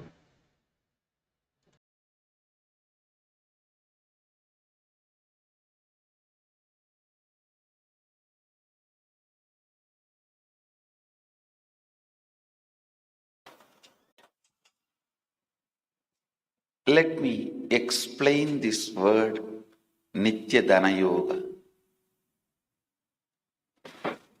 Dana.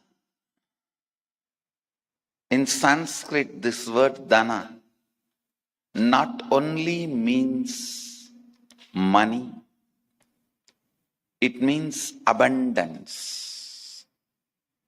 Money means to Dana. Money itself may not be Dana. Money is means for abundance. Money itself may not be abundance. Understand?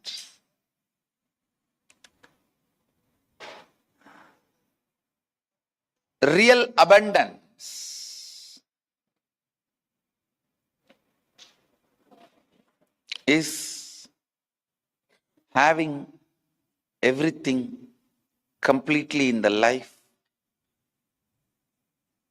as you want and having completion with everything in the life. Having completely everything you want in the life and having completion with everything you have in the life. Understand the abundance.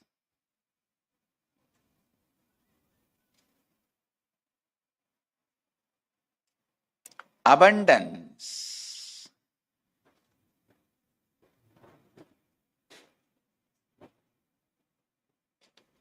is the space from which you can manifest. Go on manifesting the life as you want. Go on manifesting the life as you want.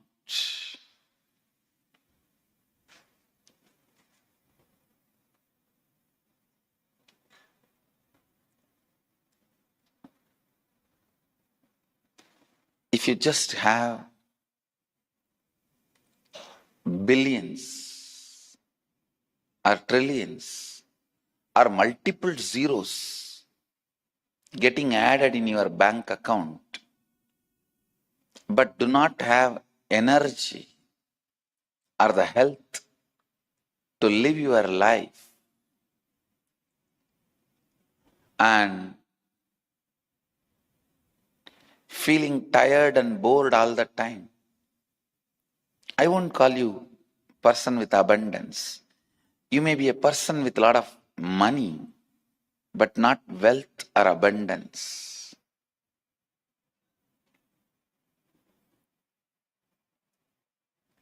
Abundance is the space from which you go on manifesting. What do you want? Intelligence, health, energy. Whatever you want, you go on manifesting.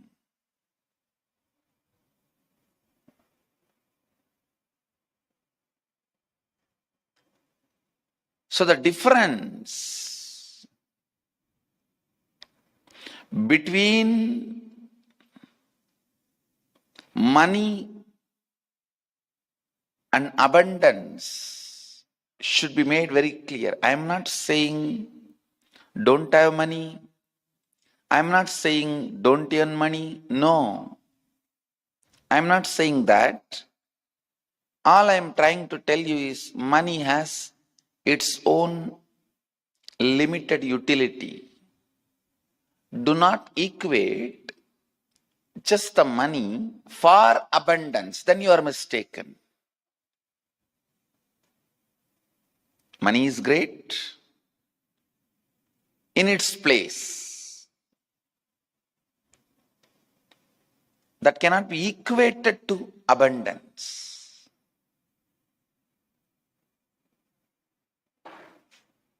So understand, abundance is a space of Kalpataru which every one of us carry inside. Ability to manifest whatever you want, whatever you feel, whatever you think as a completion of your life. Understand, that is why the original Vedic tradition was never currency based. It was direct grain based or metal based. The lower rung of the economy was grain based, and little higher rung of the economy, the mid level of the economy, was metal based. The highest level of economy was precious stone based, but never imaginary currency based.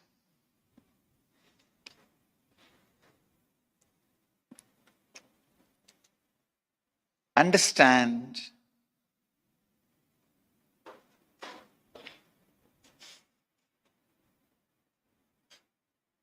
I am not against the currency or I am not against the money. But you need to know, just money alone cannot be abundance. You need to have clear idea about abundance. Only then you can manifest it.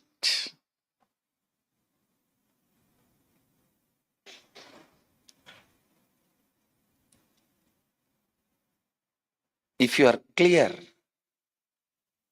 about what you want, 90% of your problem is solved. If you are clear about what you want, you have reached it 90%. 90% of the journey is done.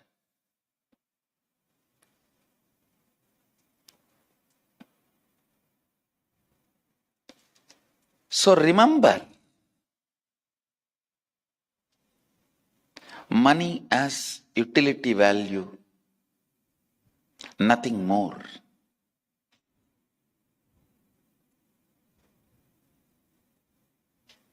Abundance is something more than money.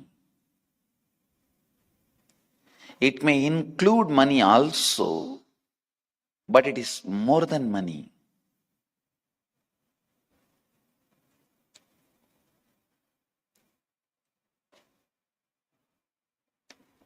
If I have to precisely define abundance, having an inner space where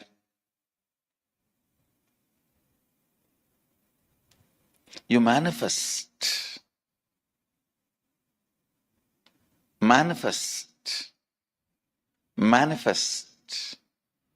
go on manifesting. What do you want? Whatever you want, and experiencing completion with manifestation. And whatever is manifested,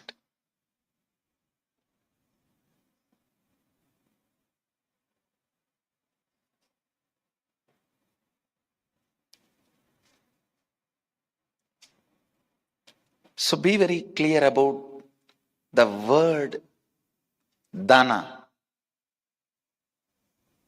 Dana means not just wealth, but abundance.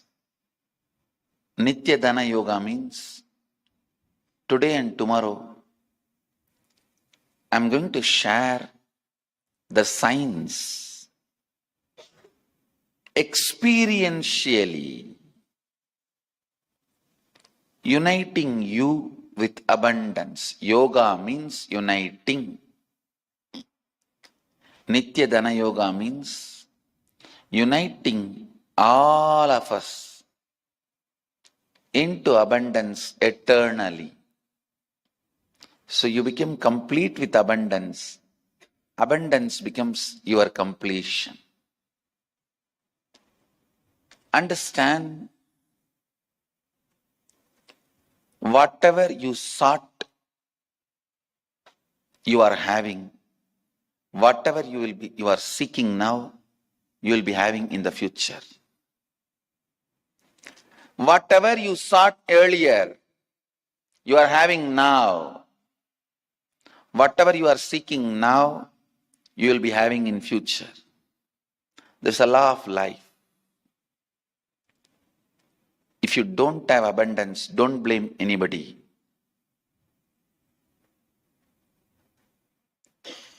Maybe this is what you sought. You may ask, why will I seek poor health? Why will I seek poverty? Why will I seek all this? Why? We will see the answer further. And how to get rid of this mind or pattern which is seeking wrong things. We will see that too. understand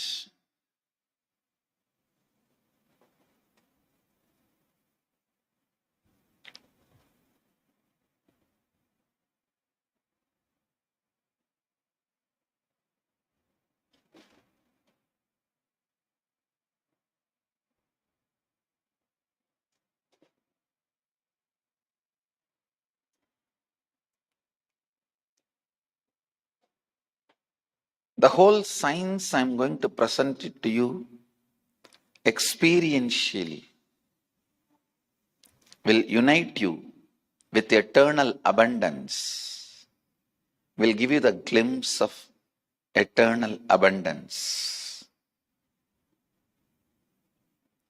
the space from which what you want is manifested.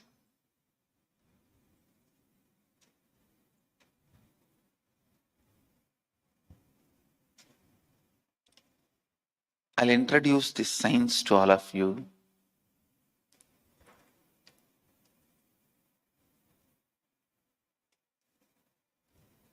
Listen.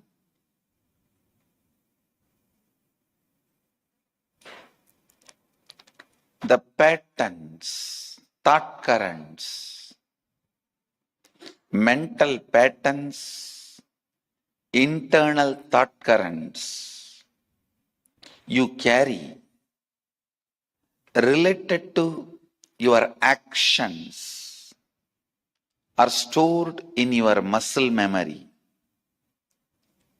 Please listen carefully. For example,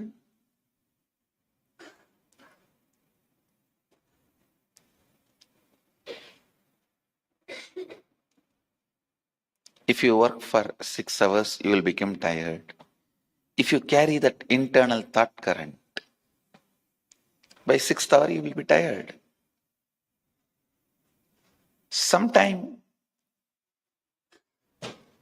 if you are driving to see your friend, after that 6 hour also you will not be tired because that doesn't look like work.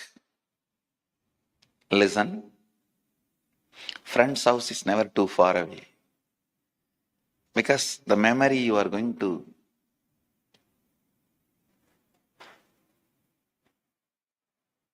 memory of what you are going to enjoy, experience, that keeps you up, alive, and active.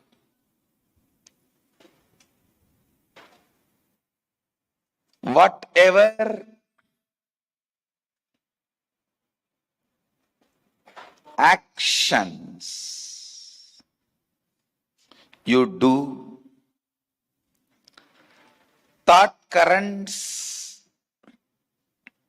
mental patterns you carry about the actions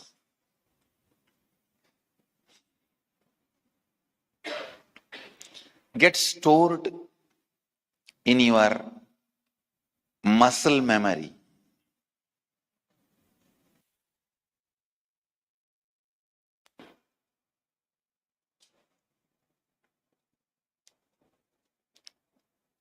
Muscle memory.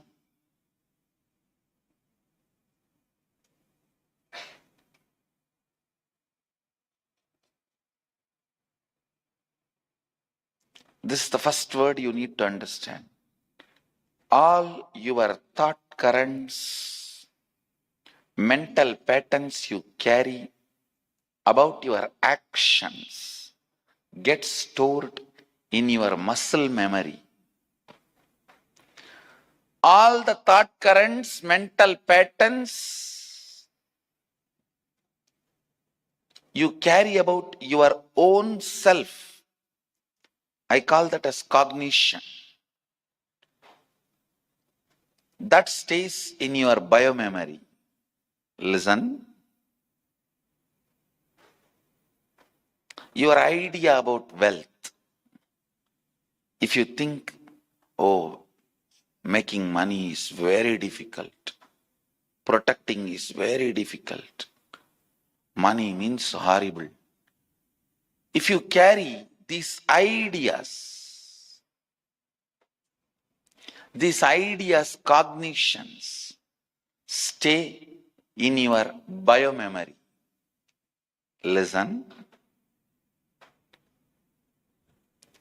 Internal patterns, mental thought currents you carry about your actions get stored in your muscle memory. Internal thought currents, mental patterns you carry about you, your cognitions, not about your actions, but about very you, the cognitions.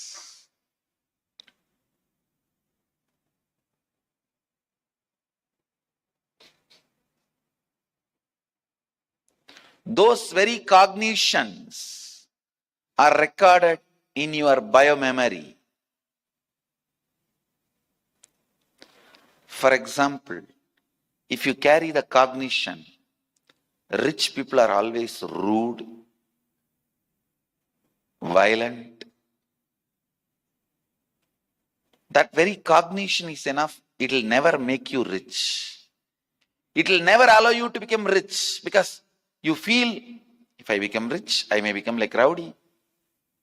I may become arrogant. Understand? The cognition you carry is very important, whether for money or for wealth or for abundance.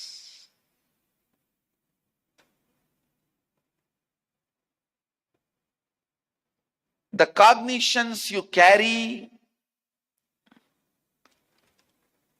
are very important.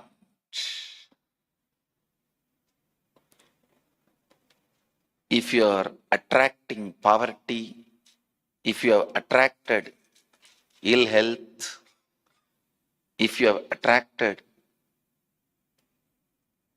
incompletions in your life, be very clear.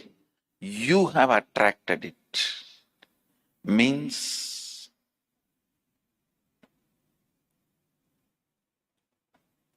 be informed.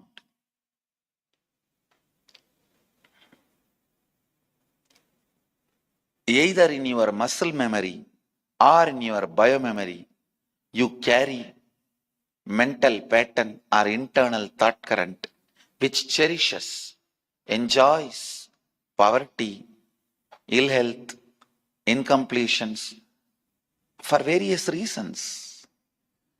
You always associate that piousness with poverty. You always visualize being pious with poverty. Maybe you cherished a wrong visualization, a wrong image, a wrong thought current, a wrong mental pattern.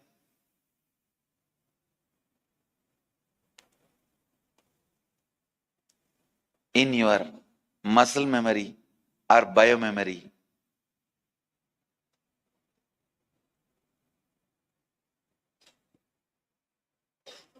In your doing cognition or being cognition. In your doing memory or being memory. Maybe these two words you will easily understand. Instead of muscle memory, we can use the word doing memory. Instead of biomemory, we can use the word being memory.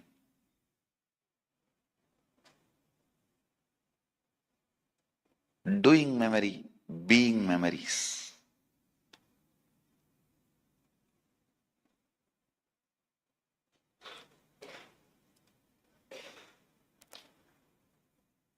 Now it is time you should discover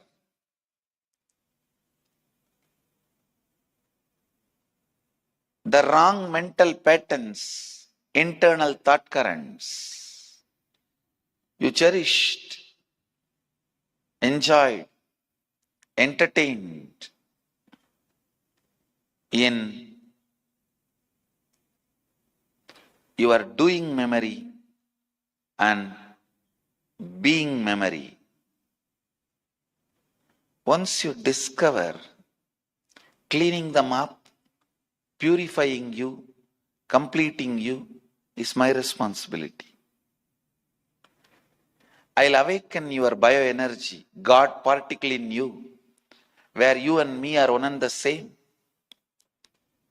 I'll awaken the God particle in you, the bioenergy in you, where you and me are one and the same. And when that God particle, that Kundalini Shakti, bioenergy in you is awakened, when that gets flooded into your doing memory and being memory, it becomes pure.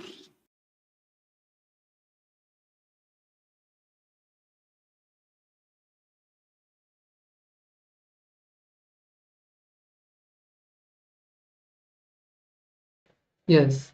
So that was a very powerful satsang where Swamiji shared the powerful cognition about wealth and how to manifest wealth. So now let us understand the essence of this session, what Swamiji has to share. So Swamiji says that people who understand everything is a number become wealthy. Wealth is nothing but understanding numbers. If your brain is friendly with numbers, you will become wealthy. People who have incompletion or anger with numbers do not want to keep numbers in their memory or cannot manifest wealth. Wealth is knowing the knack of how to be useful to society so that you can enrich the society. When you enrich the society, society enriches you with wealth. For example, mother pearl when a mother pearl takes the water and keeps it inside that rainwater, that becomes a pearl. So how it when it takes in, when it contributes to the ocean, it manifests the wealth.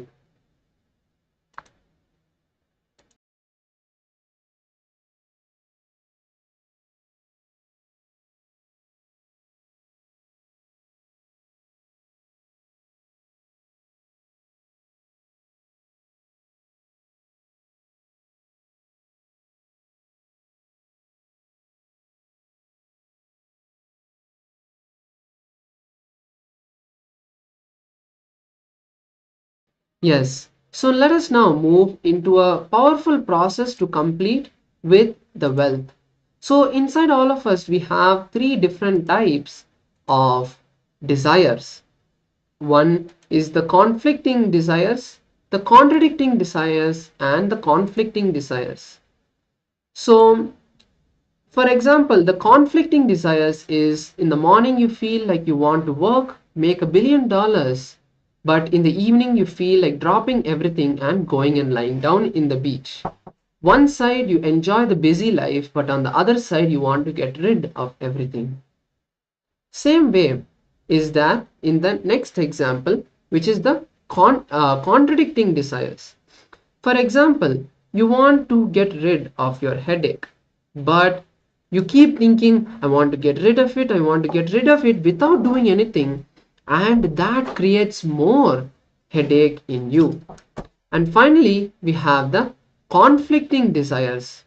Complicating desires. The complicating desires is like, for example, you want to learn painting, but you first decide that if I have to learn painting, I need to know all the aspects of design, and you start learning web design, you start learning stitching, you start learning so many other things, and finally you come to learn painting. That is a complicating desire.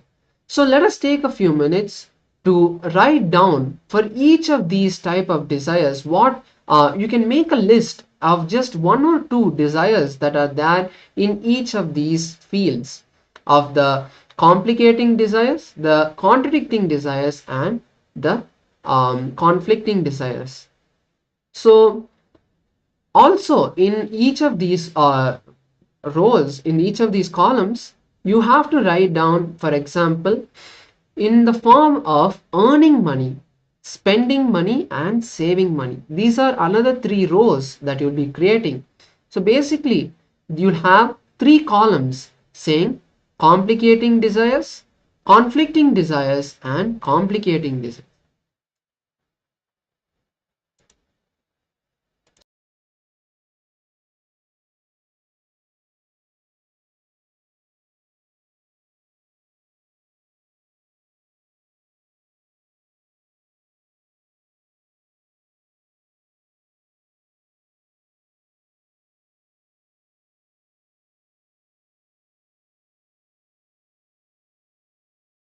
So you will be creating 3 columns: 1 conflicting desires, complicating desires, and contradicting desires.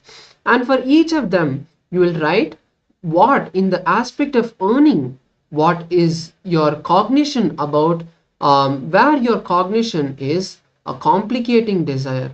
For example, you want to earn money in a particular way, like how we saw in the previous example, how you want to earn money in the morning, but in the night you want to get rid of everything. So that will be in the complicating desires. Sorry, the conflicting desires. And then you will have the contradicting desires and the complicating desires. Finally, after all of these 3, you'll be writing like 9 different boxes. After completing all of that, the final step is where write down in the aspect of earning, saving, and spending. Write down 3 desires that you have which are conflict free, contradictory free, and complication free. If you have any questions about this process, please feel free to ask so.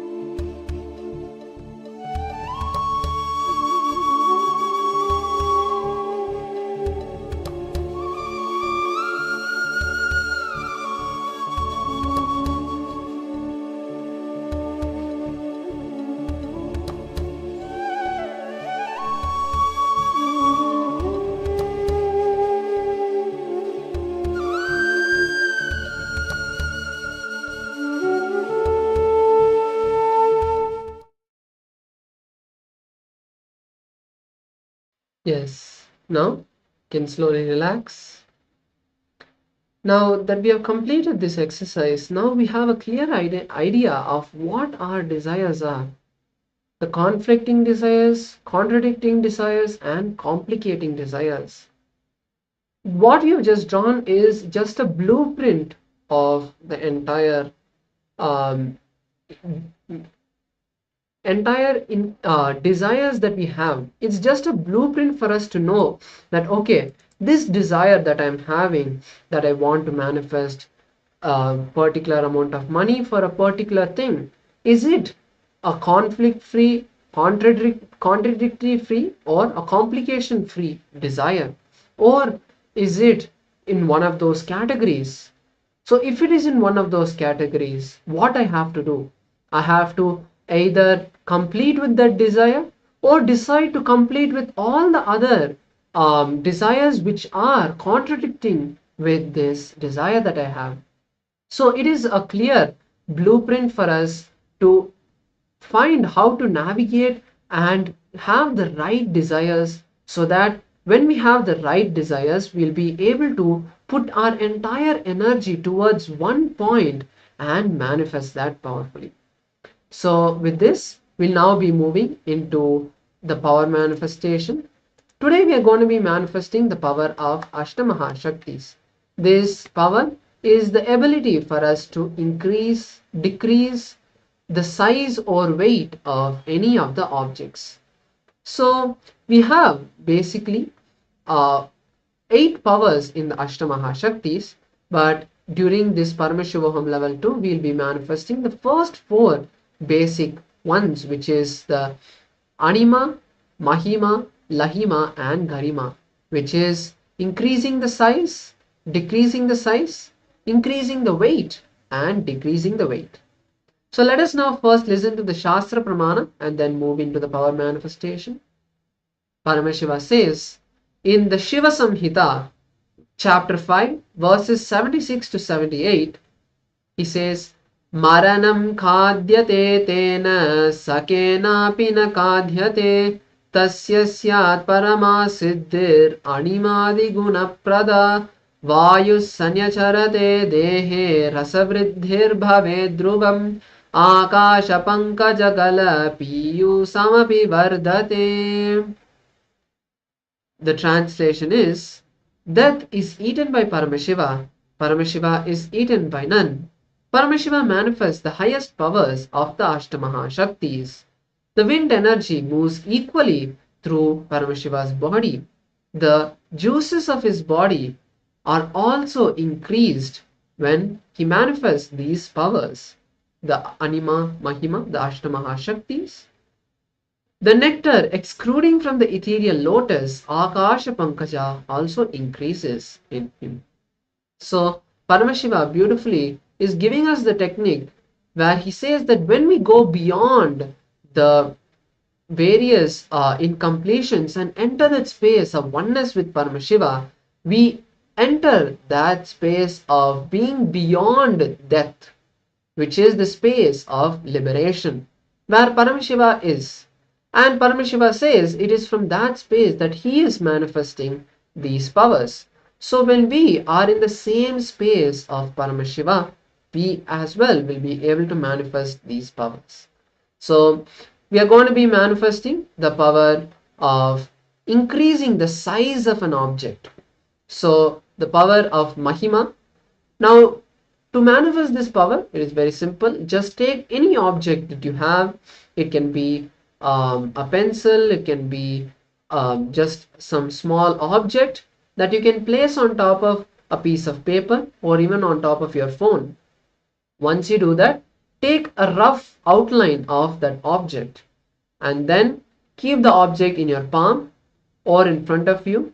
We'll be connecting with Paramashiva, with Swamiji, requesting Swamiji to manifest this energy of Mahima through us and requesting Swamiji to increase the size of the object. You can even do it with a ring or any other object, small object. Let us take a few minutes first to make an outline of a particular object, choose a particular object that we want to manifest this power on, and then you can move into the power manifestation by closing your eyes, connecting with Paramashiva and requesting him to manifest the power of the Ashtamaha Shakti.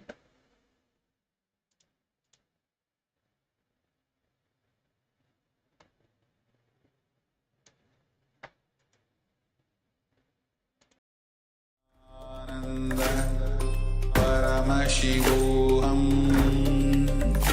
Om Nityananda Paramashivoham Om Nityananda Paramashivoham Om Nityananda Paramashivoham Nityananda Paramashivoham Om Nityananda Paramashivoham Om Nityananda Paramashivoham